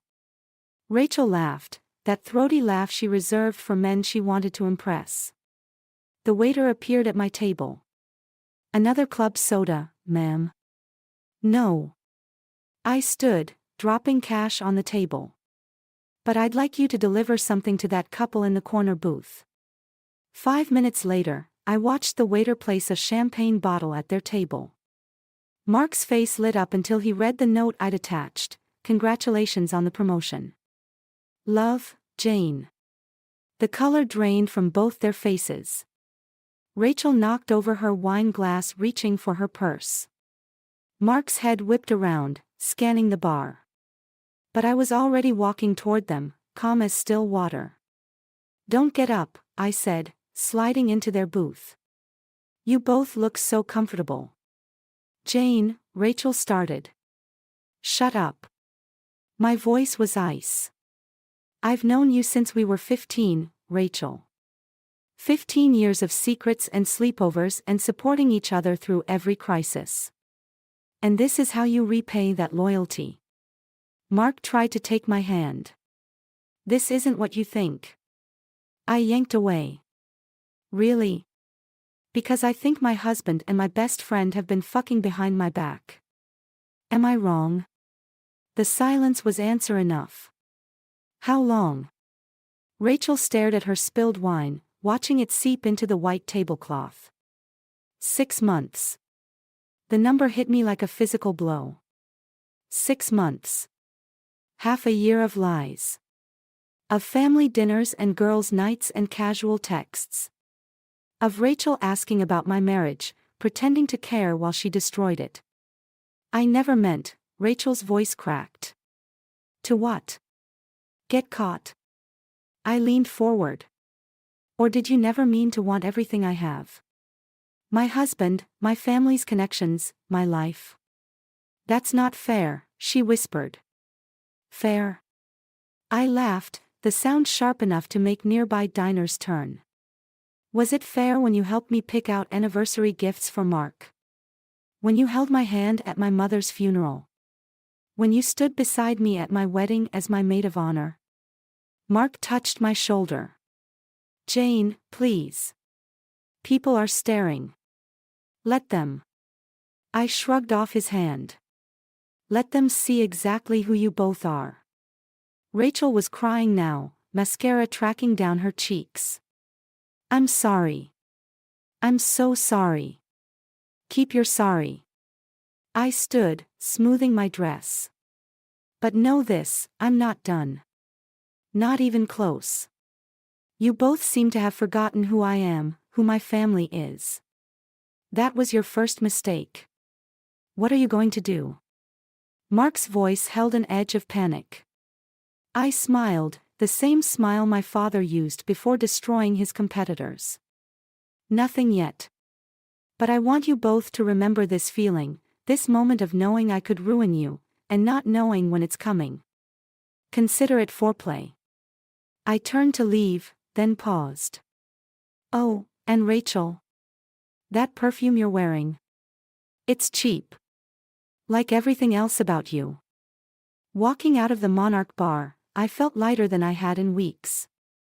Let them sweat, let them wonder what I'd do next. My father was right, revenge, like fine wine, needs time to breathe. My phone buzzed, a text from Rachel, please, can we talk? I deleted it without responding. The time for talking was over. Now it was time to plan. The burner phone slipped from my trembling fingers, clattering onto Mark's pristine car floor mats. I'd found it tucked behind the spare tire while pretending to look for a missing earring, an old trick my father taught me about searching competitors' offices. Always have a plausible excuse. 217 messages. Dozens of photos. 6 months of digital betrayal, wrapped in a cheap black plastic case. Mrs. Mitchell. Garcia, our security guard, tapped on the garage window. Everything all right? The cameras showed you'd been down here a while. I pocketed the phone. Just being thorough about that earring. It was my grandmother's. His expression softened. Want me to help look? No need. I locked Mark's car. Some things are meant to stay lost. Upstairs in my office, I closed the blinds and scrolled through the messages. Each one felt like swallowing broken glass. Rachel, missing you already. Last night was incredible. Mark, can't stop thinking about that thing you do with your tongue. Rachel, Jane suspects nothing. She actually asked me to help plan your anniversary party. Mark, you're so much more exciting than her. She's become boring. Predictable. My finger hovered over the call button to my father's private investigator. One call, and I could have a full dossier on their every movement. But that would mean admitting this betrayal to my father, watching pity replace pride in his eyes. My office phone buzzed. Mrs. Mitchell. Your sister-in-law is here. Lori stood in my doorway, Eli balanced on her hip. Her eyes were red-rimmed. I need to tell you something. I gestured to the chair across from my desk, keeping the burner phone hidden in my lap. What's wrong? I saw them. She bounced Eli nervously. Mark and Rachel. At the lake house last weekend. The lake house. My sanctuary. The place where Mark and I had spent our honeymoon. When Mark said he was helping me with Eli's custody paperwork. Lori's voice cracked. I'm so sorry, Jane. I should have told you sooner. How long have you known? 3 months. She wouldn't meet my eyes. Mark said he'd help with my legal fees if I kept quiet. I needed the money, but I can't. I can't sleep anymore. I stood, walking to the window. Below, downtown traffic crawled through the afternoon heat. Does anyone else know? Just Rachel's brother. He caught them at some hotel last month. Of course. The web of lies and silence spreads like cancer, corrupting everything it touches. What are you going to do? Lori asked. I turned back to her, decision crystallizing. Nothing. Yet. But. Take Eli home, Lori. Forget we had this conversation. After she left, I pulled up the company's financial records. Mark's recent promotion had given him access to significant accounts. If I knew my husband, and I did, better than he thought, he'd have gotten sloppy with the money too. 3 hours later, I had what I needed.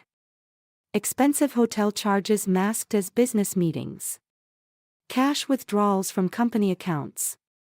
Rachel's charity foundation suddenly receiving generous anonymous donations. My father's voice came from the doorway. Found what you were looking for.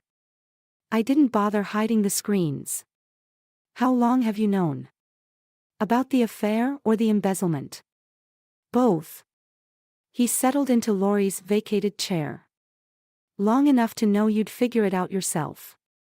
The question is, what's your next move? I held up the burner phone. I have evidence of the affair. And now proof he's stealing from the company. Be careful, Jane. Revenge is like a double-edged sword. I learned from the best. I met his gaze. Remember Carlton Industries? A smile tugged at his lips. Carlton Industries, our biggest competitor until my father discovered their CEO's gambling addiction. He didn't just destroy the company, he made sure everyone knew exactly why it fell. The board meets next week, I said.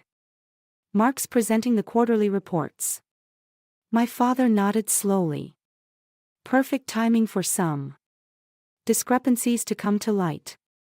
I slipped the burner phone back into my pocket. I think it's time Rachel and Mark learned what happens when you betray a Mitchell. The sword was drawn. Now I just had to decide where to strike first. My mother's antique serving dishes gleamed under the dining room lights as I arranged them perfectly on the table. The annual Mitchell family dinner, traditionally a celebration of the firm's success, would serve a different purpose this year. The flowers look lovely, Mark said from the doorway, adjusting his tie. You've outdone yourself. I centered a crystal vase filled with white lilies, Rachel's favorite. I wanted everything to be memorable. The doorbell rang. Mark moved to answer it, but I stopped him. Let me. You should check the wine cellar, make sure the Bordeaux is breathing properly. Rachel stood on the doorstep, wearing a cream-colored dress that probably cost 3 months' salary. Her smile faltered when she saw me. Jane, I've been trying to reach you. Come in. I stepped aside. Everyone's looking forward to your presentation about the charity foundation. She paled slightly. Presentation? Didn't Mark tell you? The board wants to hear about where their donations are going. The next hour was a symphony of arrivals, board members, their spouses, my father with his trademark scrutinizing gaze. Lori came without Eli, her eyes darting nervously between Mark and me. During cocktails, I watched Rachel touch Mark's arm 3 times. He checked his phone 12 times. Both jumped when my father clinked his glass for attention. Before dinner, he announced, "I'd like to address some business matters." "Mark, you have the quarterly reports." Mark straightened his jacket. "Of course, sir. Though perhaps we could wait until." "Actually," I interrupted, "I have something to share first." I retrieved a folder from my study. Some interesting discrepancies came to light during my review. Rachel's wine glass trembled slightly. Mark's confident smile cracked at the edges. "It seems," I continued, "that several large donations to a certain charity foundation came directly from company accounts. Unauthorized transfers, cleverly disguised as business expenses." The room grew silent. My father's expression hardened as I laid out photocopied bank statements and hotel receipts. "Jane," Mark started, "there's a perfectly reasonable—" "I'm not finished." I pulled out the burner phone. "I also found this. The messages are enlightening. Especially the ones about the lake house." Rachel stood abruptly. "I should go." "Sit down." My father's voice could have frozen hell. "Both of you will hear this out." I played selected messages through the room's speakers. Mark and Rachel's intimate exchanges echoed off the walls, each word a nail in their coffins. Board members shifted uncomfortably. Someone's wife gasped. 6 months, I said, my voice steady. 6 months of betrayal, theft, and lies. From my husband and my best friend.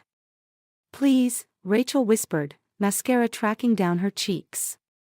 "We never meant to get caught. To destroy everything my family built." I turned to the board members. "The foundation is a shell. They've been embezzling your donations, using company money to fund their affair." Mark lunged for the folder. "You can't prove." My father's hand clamped on his shoulder. "Actually, she can. The SEC will be very interested in these records." "You're bluffing," Mark snarled. "You wouldn't risk the scandal." I smiled, my father's smile, the one that preceded destruction. "Try me. The Mitchell name will survive. Will yours?" Rachel broke first, crumpling into her chair. "I'll resign. Pay everything back. Just please." Too late. I placed a final document on the table. "The police have already been notified about the financial fraud." "And Mark?" "I've filed for divorce. Your things are packed in the garage." The room erupted in chaos. Board members demanded explanations. Mark shouted about betrayal, rich, coming from him. Rachel fled, heels clicking on marble. Through it all, I remained standing, watching my carefully orchestrated destruction unfold. My father caught my eye across the room, nodding slightly. Proud. Later, after everyone left, I sat alone at the empty table. The lilies were wilting, their sweet scent turning sour. My phone buzzed with a text from Rachel. "I never wanted your life. I just wanted to matter like you do." I deleted it without responding. Some things, once broken, can never be repaired. And some betrayals deserve no mercy. Tomorrow, the real damage would begin. Tonight, I would sleep soundly, knowing I'd chosen my moment perfectly. The morning after the dinner party, I walked into my office to find Mark waiting. His eyes were bloodshot, his expensive suit wrinkled. The Wall Street Journal lay open on my desk, our company's scandal already making headlines. "You've destroyed everything," he said quietly. "Was revenge worth it?" I moved to my chair, noting how he flinched when I passed. "Funny. I was about to ask you the same thing. The SEC is freezing my accounts. Rachel's foundation is being investigated. Her brother lost his job because of the connection. He leaned forward. You didn't just burn us, you torched everyone around us. Collateral damage. The words tasted bitter. Like what you did to Lori and Eli. His laugh was hollow. At least I helped them. What have you done except prove you're exactly like your father? Cold. Calculating. Willing to sacrifice anyone for the sake of winning. The truth in his words stung more than I expected. My phone buzzed, another message from Rachel's mother, begging me to drop the charges. I'd gotten 12 similar ones since dawn. You want to talk about sacrifice? I pulled up the security footage from the lake house. Let's discuss what you did in my mother's bed. The one she died in. Color drained from his face. How did you? I had cameras installed everywhere after she passed. To preserve memories, I told myself.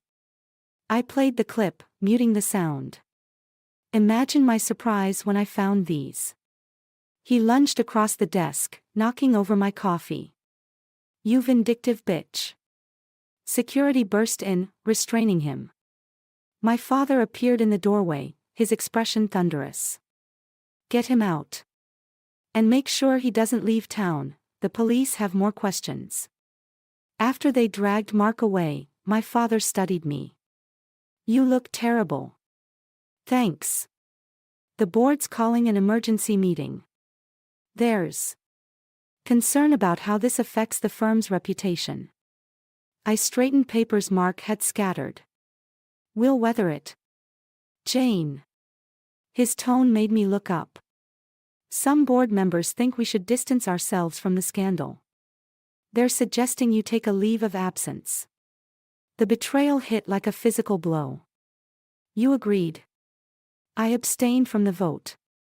But they're right, we need to protect the firm. The firm I just protected by exposing fraud. The firm you exposed to public scrutiny. He sighed. Sometimes winning the battle costs you the war. My phone buzzed again. Lori, they're taking Eli. Mark's charges mean I lose custody to his father. Please help. The walls seemed to close in. Everything I'd done to protect my family, my legacy, was unraveling. I'd wanted justice, but at what cost? Rachel's brother, unemployed. Eli, losing his mother. The firm I'd given everything to, now turning its back. Even my father's carefully neutral expression felt like abandonment. Take the leave, he said softly. Let things cool down. We'll weather this, like we always do. We? I stood, suddenly unable to breathe. There is no we. There never was. It was always about the firm, wasn't it? About appearances. Jane. Get out. When he didn't move, I hurled my coffee mug at the wall. Get out. Alone in my office, I watched headlines scroll across my screen. The scandal was spreading, consuming everything in its path. My phone kept buzzing, pleas, threats, accusations. Each message a reminder of lives I'd helped destroy. Rachel's last text flashed, I hope it was worth it. We all lost everything, but you lost yourself. I looked at my reflection in the darkened window, perfectly styled hair, designer suit, Mitchell family steel in my spine. The image blurred as tears finally came. I'd won. I'd destroyed them all. But standing in my empty office, watching my carefully constructed world crumble, I realized Rachel was right. In becoming my father's daughter, in choosing revenge over mercy, I'd lost something essential. Something that no amount of justice could restore. The sun set over the city skyline, casting long shadows across my empire of ashes. Tomorrow, I'd have to face the consequences. Tonight, I let myself mourn everything I'd sacrificed at the altar of revenge. The lake house looked smaller in the rain. Rachel sat on the covered porch, her designer clothes replaced by jeans and an old sweater. She didn't look surprised to see me. "I wondered when you'd come," she said. I held up the envelope that had arrived that morning. "Your letter was unexpected. Did you read it?" "Every word." I settled into the chair opposite her, watching raindrops hit the lake. 15 pages of explanation. Or justification, depending on how you look at it. She wrapped her arms around herself. "Mark's being sentenced tomorrow. 5 years, probably less with good behavior. The SEC was thorough. And me? The foundation's assets are frozen. But since you're cooperating." I let the sentence hang. Lightning flashed across the water. Rachel flinched. "I used to envy how you never showed fear. Even in high school, you were always so certain." Appearances. I pulled out my phone, showing her the security footage. The lake house cameras caught everything. Including the night you both came here after my mother's funeral. Her face crumpled. "Jane. I watched it all. Every visit. Every time you played house in my family's sanctuary." My voice remained steady. "You wore my mother's robe. The blue silk one she loved. I didn't know. You knew exactly what you were doing. Both of you." I stood, walking to the railing. "What I can't figure out is why. Was it just about hurting me? Or did you really think you could replace me? I wanted to be you." The words exploded from her. Perfect Jane Mitchell, with her perfect life and perfect family. Do you know what it's like living in your shadow? Being the friend who's never quite good enough. So you fucked my husband. Stole from my family. That was your solution. Mark understood. He felt it too, never measuring up to the Mitchell standard. She laughed bitterly. We were both tired of being supporting characters in the Jane Mitchell show. Supporting characters. I turned slowly. You were my best friend. My sister in everything but blood. I trusted you with everything. Everything except the truth. About who you really are, what your family really does. She stood, anger finally breaking through her guilt. Your father destroyed my brother's career years ago. Did you know that? Of course not. The Mitchells don't discuss their casualties. The revelation hit like ice water. What? Ask your father about Carlton Industries. About why my brother really left finance. Her hands shook. Mark and I. We thought we could beat you at your own game. Take something from the Mitchells for once. Understanding dawned, bitter and cold. So this wasn't just an affair. It was revenge. Does it matter anymore? We all lost. She pulled out a familiar key, my mother's spare. Here. I won't need it where I'm going. Where's that? Away. Far from here. From you. She stepped past me, pausing at the stairs. You won, Jane. Just like a Mitchell always does. I hope it fills whatever emptiness drives you. I caught her arm. Rachel. What? I loved you. Despite everything, you were family. That's the problem with Mitchells. She gently pulled away. Your love comes with too high a price. I watched her walk to her car, disappearing into the rain. The key felt heavy in my hand, my mother's key, witness to so many betrayals. Inside, the lake house still held echoes of the past. Photos on the walls, memories of happier times. I traced my mother's face behind the glass. My phone buzzed, my father. I let it ring. Some victories feel like defeats. Some revenge leaves wounds that never heal. Standing in my mother's house, surrounded by ghosts of trust and friendship, I finally understood the true cost of being a Mitchell. Tomorrow, Mark would face justice. Rachel would disappear. The firm would survive, as it always did. But something had shifted, something fundamental and irreversible. I placed my mother's key on the mantel, next to her photo. Then I walked out, leaving the past locked behind me.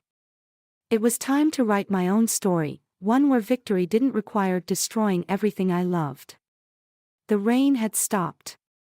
Ahead, the road stretched into darkness, full of possibilities and second chances. I drove toward it, finally ready to find out who Jane Mitchell could be without the weight of revenge. The divorce papers lay unsigned on my desk, Mark's empty signature line a final act of defiance.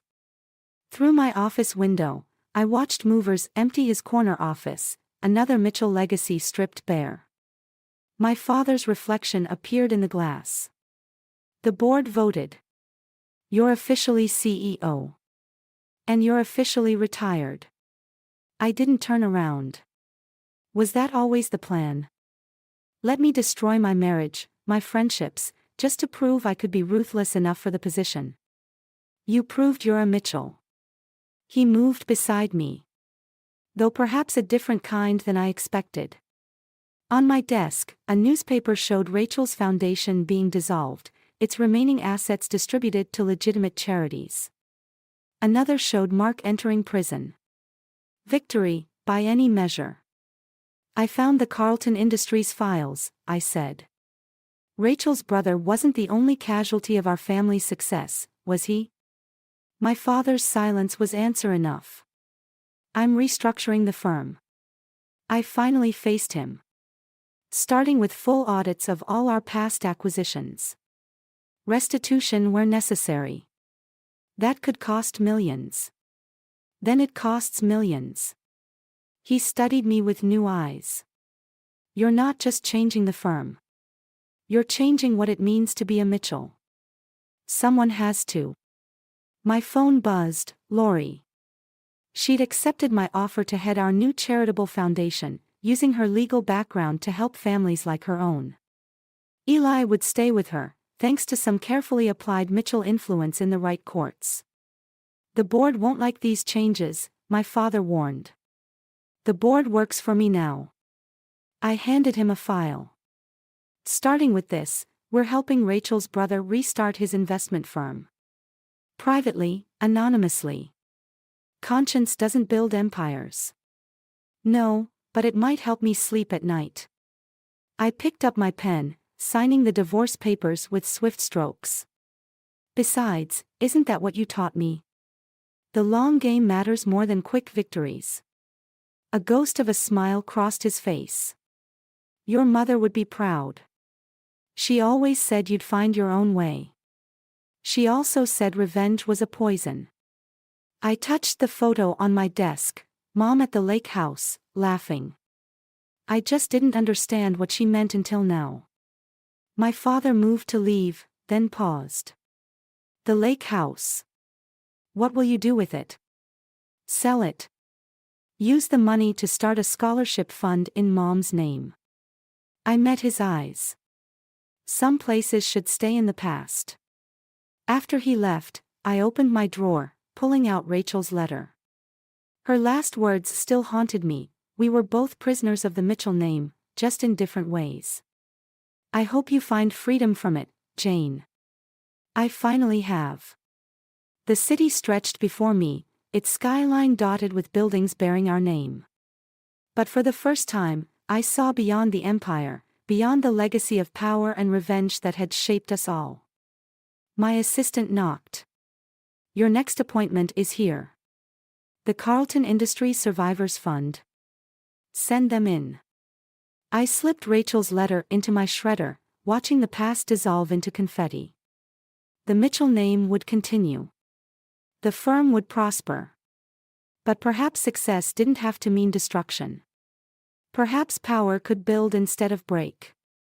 I touched my mother's photo one last time, then turned to face my visitors. Their stories needed hearing. Their wounds needed healing. And I needed to prove that a Mitchell could be more than just a name to fear. Outside, the sun broke through clouds, casting long shadows across the city. Somewhere, Rachel was starting over. Mark was facing his consequences. And I was finally writing my own definition of victory. The future stretched before me, uncertain but full of possibility. I'd learned the true price of revenge, and chosen a different path. Now it was time to see where it led. "Welcome," I said to my visitors. "Let's talk about making things right." During a seemingly innocuous family dinner, the conversation flowed as usual.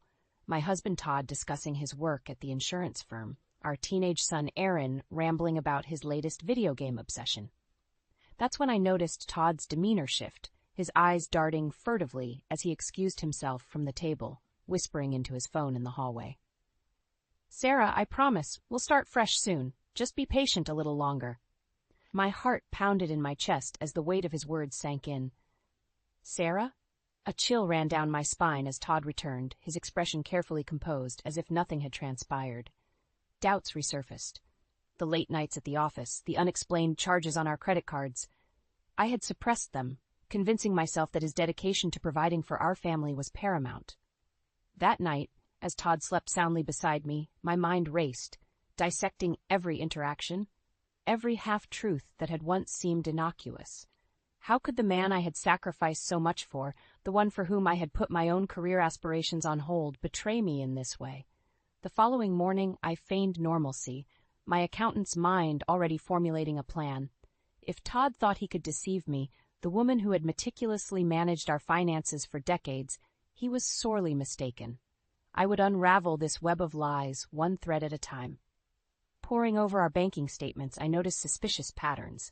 Lavish purchases, withdrawals, and transfers that defied explanation. Each discrepancy fueled my determination, hardening my resolve to expose the truth, no matter how painful. As the days passed, my investigation intensified. I scoured credit card statements, cross-referenced receipts, and flagged every anomaly. The evidence mounted, and with it my sense of betrayal deepened. One evening, while Todd was supposedly working late, I followed a lead to an upscale apartment complex.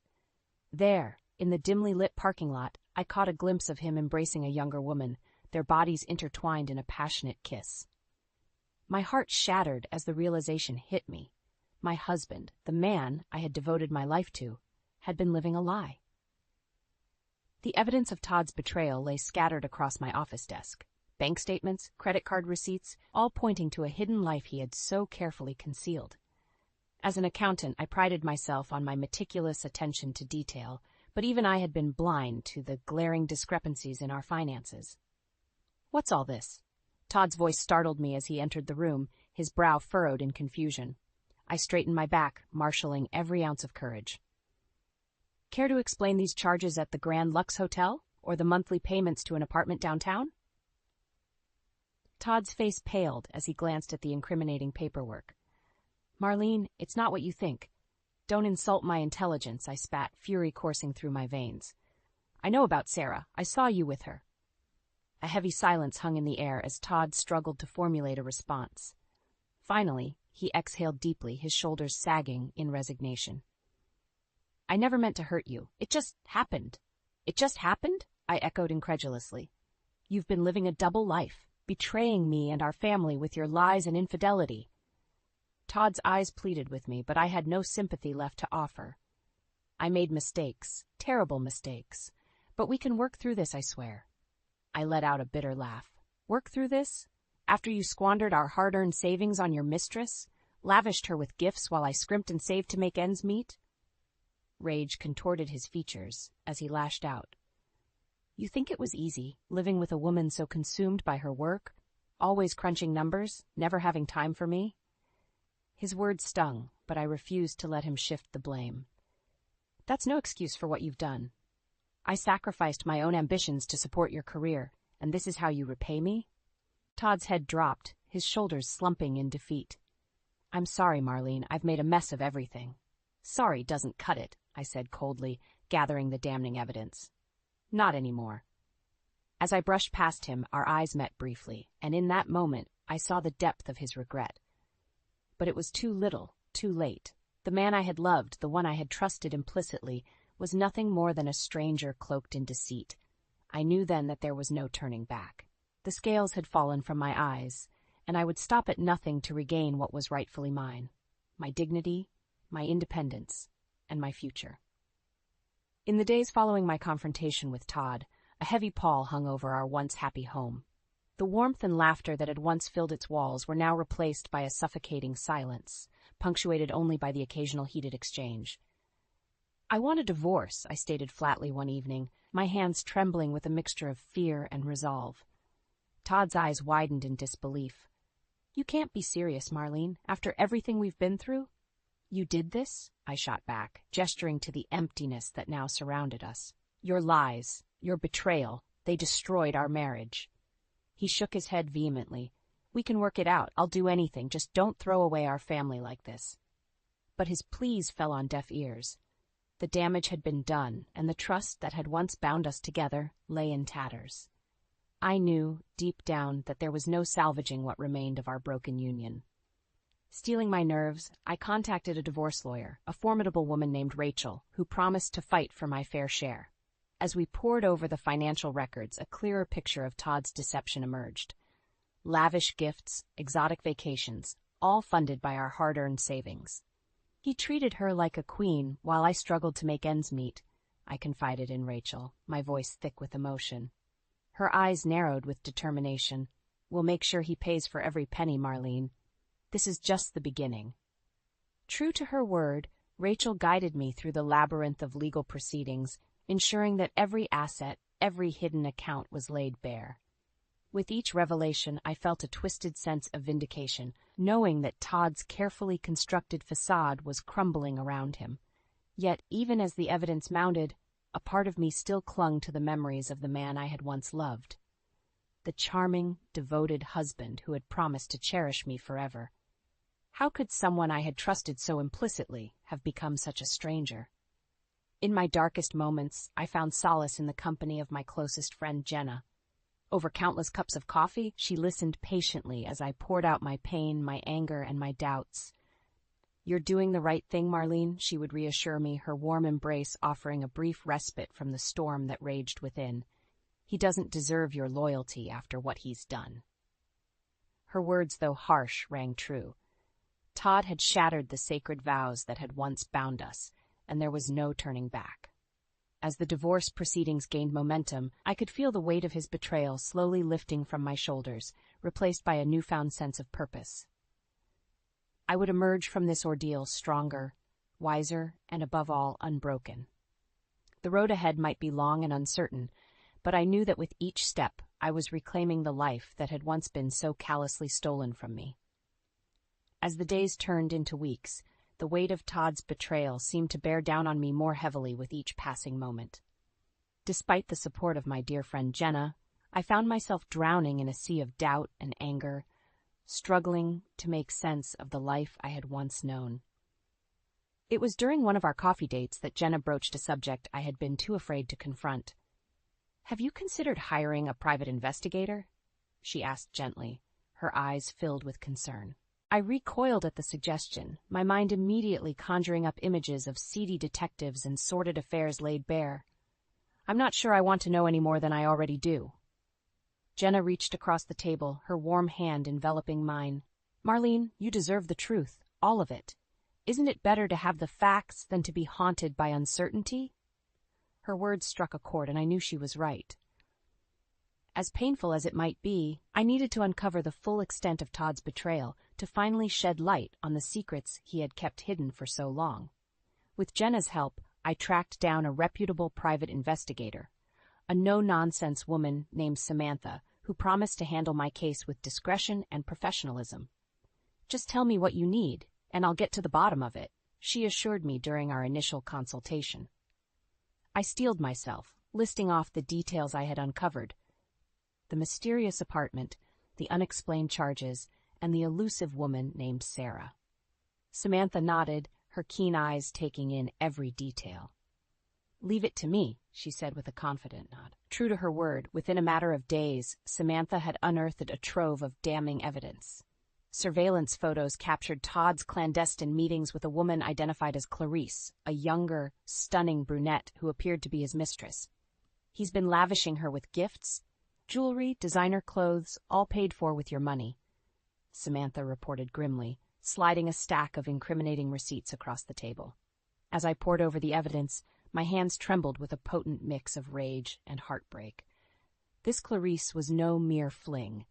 Todd had been leading an entire double life, one funded by the very savings I had worked so tirelessly to build. "That bastard," I spat, hot tears of anger stinging my eyes. "He's going to pay for every single lie." Samantha's expression hardened with determination. "We'll make sure of it. This is just the beginning."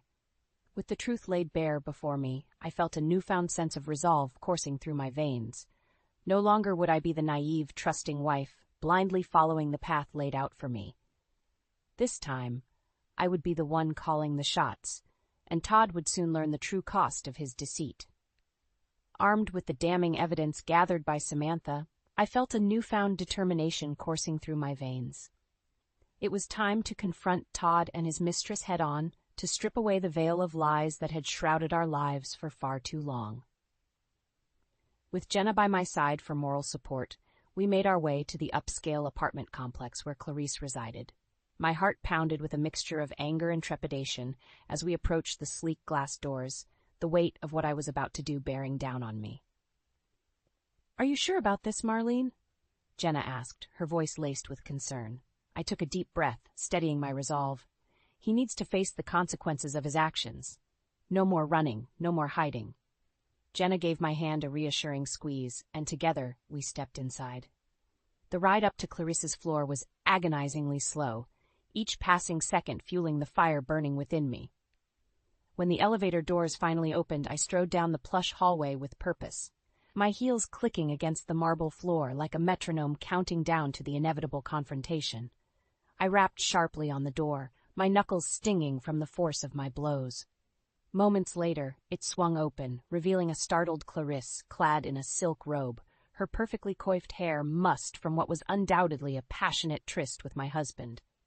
"Marlene?" she gasped, her eyes widening in shock. "What are you doing here?"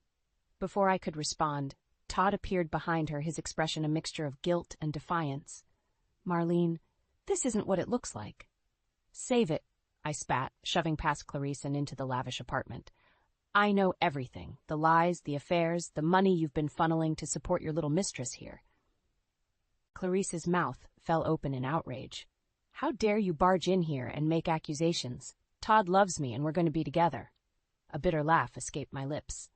"Is that what he told you? That he'd leave his wife and family for a pretty little thing like you?" Todd stepped forward, his hands raised in a placating gesture. "Marlene, please, let's discuss this like adults." "Oh, we're well past discussion," I snarled, reaching into my purse and retrieving the stack of evidence Samantha had provided. "I have proof of every sordid detail. The secret apartment, the lavish gifts, all paid for with money that should have gone to supporting our family." As I brandished the damning photos and receipts, Todd's face drained of color. Clarice, too, appeared shaken, her confident facade crumbling as the truth laid bare. "You've been using me," she whispered, her voice trembling with a mixture of anger and heartbreak. Todd's gaze darted between us, his eyes pleading for understanding. "It's not like that, Clarice. I never meant to hurt either of you." But his words fell on deaf ears.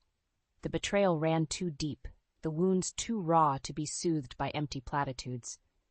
"Save your lies for someone who still believes them," I spat, turning on my heel and storming towards the door. "You'll be hearing from my lawyer." As I swept out of the apartment, Jenna hurrying to keep pace beside me, I felt a strange sense of liberation wash over me. The shackles of deceit had been broken, and for the first time in months I could breathe freely. The road ahead would be long and arduous, but I was ready to face it head-on. Todd's misdeeds had been laid bare, and now it was time for him to face the consequences of his actions. No more hiding, no more lies. The reckoning had begun. In the aftermath of my explosive confrontation with Todd and Clarice, a sense of grim determination settled over me. I had laid bare the truth of his deceit, and now it was time to make him pay. Not just for the lies, but for every penny he had squandered on his sordid affairs. With Rachel, my formidable divorce lawyer, by my side, we set about meticulously documenting every financial betrayal, every hidden transaction that had drained our accounts over the years. The evidence was damning, a paper trail of excess and greed that left no room for doubt.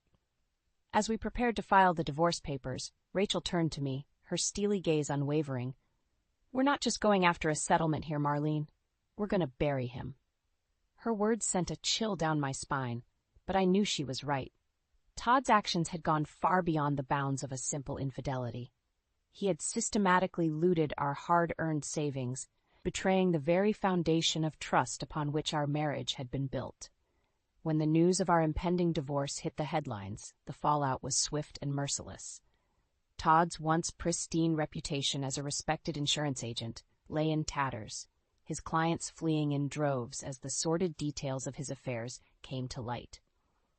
How could we have trusted him with our policies when he couldn't even keep his own house in order? One former client lamented to the press. As Todd's professional life crumbled around him, I felt a twisted sense of satisfaction watching him reap the consequences of his actions. No more hiding behind a facade of respectability. The world now knew him for the liar and cheat he truly was. But my revenge didn't stop there. With Rachel's guidance, I dug deeper into Todd's financial dealings, uncovering a tangled web of shady investments and ethical breaches that threatened to strip him of his insurance license altogether.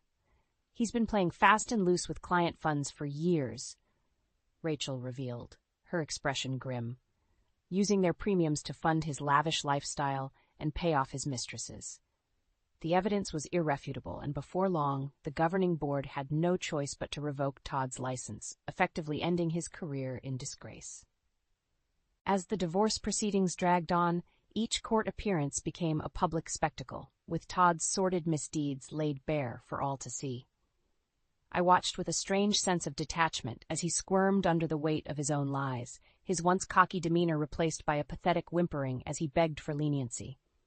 But I was unmoved. He had made his bed, and now it was time for him to lie in it, alone, disgraced, and utterly ruined. In the end, the settlement was a mere formality. I had already taken back what was most precious, my dignity, my independence, and the knowledge that I had emerged from this ordeal a stronger, more resilient woman. As I watched Todd slink away from the courthouse, his head bowed in shame, I felt a strange sense of pity for the broken man he had become. But that pity was quickly overshadowed by a profound sense of relief. The nightmare was finally over, and I was free to start anew, unburdened by the weight of his betrayal. As the dust settled from the explosive divorce proceedings, I could scarcely recognize the man who had once been my husband. Todd's world had come crashing down around him, and the once cocky insurance agent was now a mere shadow of his former self. "This isn't over, Marlene," he snarled during one of our final court appearances, his eyes burning with a mixture of rage and desperation. "You haven't seen the last of me." But his threats rang hollow, a feeble attempt to cling to the illusion of power he had once wielded. The truth was laid bare. He was a disgraced shell of a man, his reputation in tatters, his finances in ruin. With each passing day, new revelations emerged, painting a picture of a man consumed by greed and deceit. It seemed that Clarice had been merely the tip of the iceberg, with evidence surfacing of multiple affairs spanning years, each mistress lavished with expensive gifts and exotic vacations funded by our hard-earned savings. He treated them like queens while I scraped by, pinching every penny, I confided to Jenna over coffee, my hands trembling with a mixture of anger and disbelief. Jenna's expression hardened, her usual warmth replaced by a steely resolve. "He's going to pay for every single lie, Marlene. We'll make sure of it." True to her word, Jenna became my fiercest ally, standing by my side as we methodically dismantled every aspect of Todd's carefully constructed facade. With the help of Rachel and her team of investigators, we uncovered a tangled web of financial misdeeds that went far beyond simple infidelity.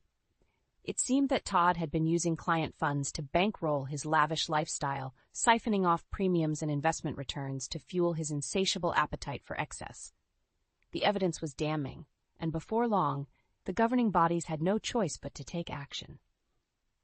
Mr. Wilkins, in light of the overwhelming evidence of ethical breaches and financial misconduct, we have no choice but to revoke your insurance license, effective immediately, the stern-faced judge declared, her gavel punctuating the finality of her words. As Todd slumped in his seat, his face ashen, I felt a strange sense of vindication wash over me. This was the true cost of his betrayal.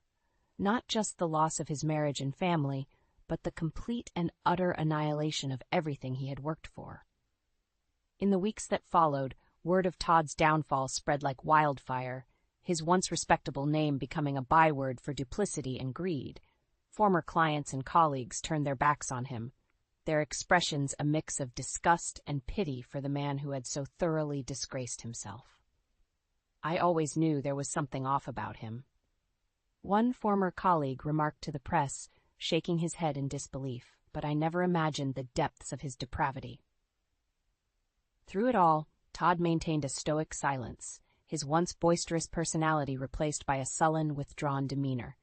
It was as if the weight of his misdeeds had finally crushed him, leaving behind a hollow shell of a man. As for me, I found solace in the knowledge that justice had been served, that the man who had so callously betrayed me had finally reaped the consequences of his actions. It was a small victory, to be sure, but one that filled me with a newfound sense of strength and resolve. The road ahead might still be long and uncertain, but for the first time, in what felt like an eternity, I could see a glimmer of hope on the horizon. A chance to rebuild, to start anew, and to reclaim the life that had once been so cruelly stolen from me. The day my divorce from Todd was finally finalized, I expected to feel a sense of relief, a weight lifted from my shoulders. Instead, as I stood outside the courthouse, the crisp autumn breeze whipping through my hair, I was overcome by a strange mix of emotions: sadness, anger, and a profound sense of loss. This was the end of an era, the closing of a chapter in my life that had once held so much promise. The dreams Todd and I had shared, the future we had so carefully planned, all of it now reduced to a stack of legal documents and a judge's solemn pronouncement. "Are you okay?" Jenna's gentle voice broke through my reverie as she approached, her warm hand finding mine in a comforting embrace. I forced a smile, blinking back the tears that threatened to spill forth. "I'll be fine. It's just a lot to process." Jenna nodded in understanding, her own eyes shimmering with a mixture of sympathy and pride. "You've been through hell, Marlene, but you came out on the other side stronger than ever." Her words struck a chord within me, and I found myself reflecting on the journey that had brought me to this moment. The nights spent poring over financial records, the countless hours spent strategizing with Rachel, the confrontations with Todd and his mistresses. Each step had been a crucible, forging me into a woman I scarcely recognized. Gone was the naive, trusting wife who had so blindly followed the path laid out before her. In her place stood a woman tempered by the fires of betrayal, a warrior who had stared down the ugliest depths of human deceit and emerged victorious. As I looked back on the wreckage of my former life, a strange sense of clarity washed over me. The pain, the heartbreak, the rage, it had all been worth it, for it had revealed a strength within me that I never knew existed. "You're right, Jenna," I said, squeezing her hand in gratitude. "I am stronger now, and I have all of you to thank for that." A warm smile spread across her face, and in that moment I knew that no matter what lay ahead, I would never be alone. The bonds forged in the fires of this ordeal were unbreakable, a sisterhood born of shared struggle and unwavering support.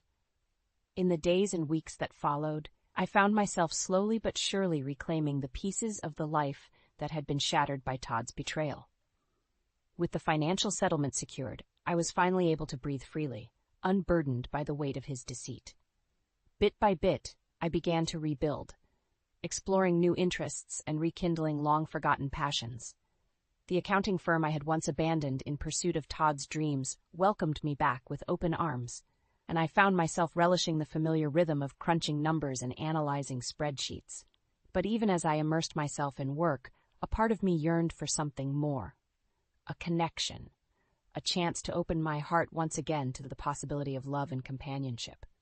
It was during a chance encounter at a local coffee shop that I met him. A kind-eyed stranger whose warm smile and easy laughter immediately put me at ease. As we fell into easy conversation, I found myself captivated by his gentle spirit and unwavering integrity, qualities that had been so sorely lacking in my previous relationship. Slowly, cautiously, I began to let my guard down, allowing myself to be vulnerable in a way I hadn't been in years. And though the road ahead was uncertain, I knew that this time I would walk it with my eyes wide open, my heart fortified by the lessons of the past. For the first time in what felt like an eternity, I could see a future unfurling before me, one filled with promise and possibility. The shadows of Todd's betrayal still lingered, but they no longer held the power to consume me. I was free at last to embrace the life I had so longed for, a life lived on my own terms, guided by the unwavering strength that had carried me through the darkest of times. And as I stepped forward into the unknown, I did so with a renewed sense of purpose, my head held high and my spirit unbroken.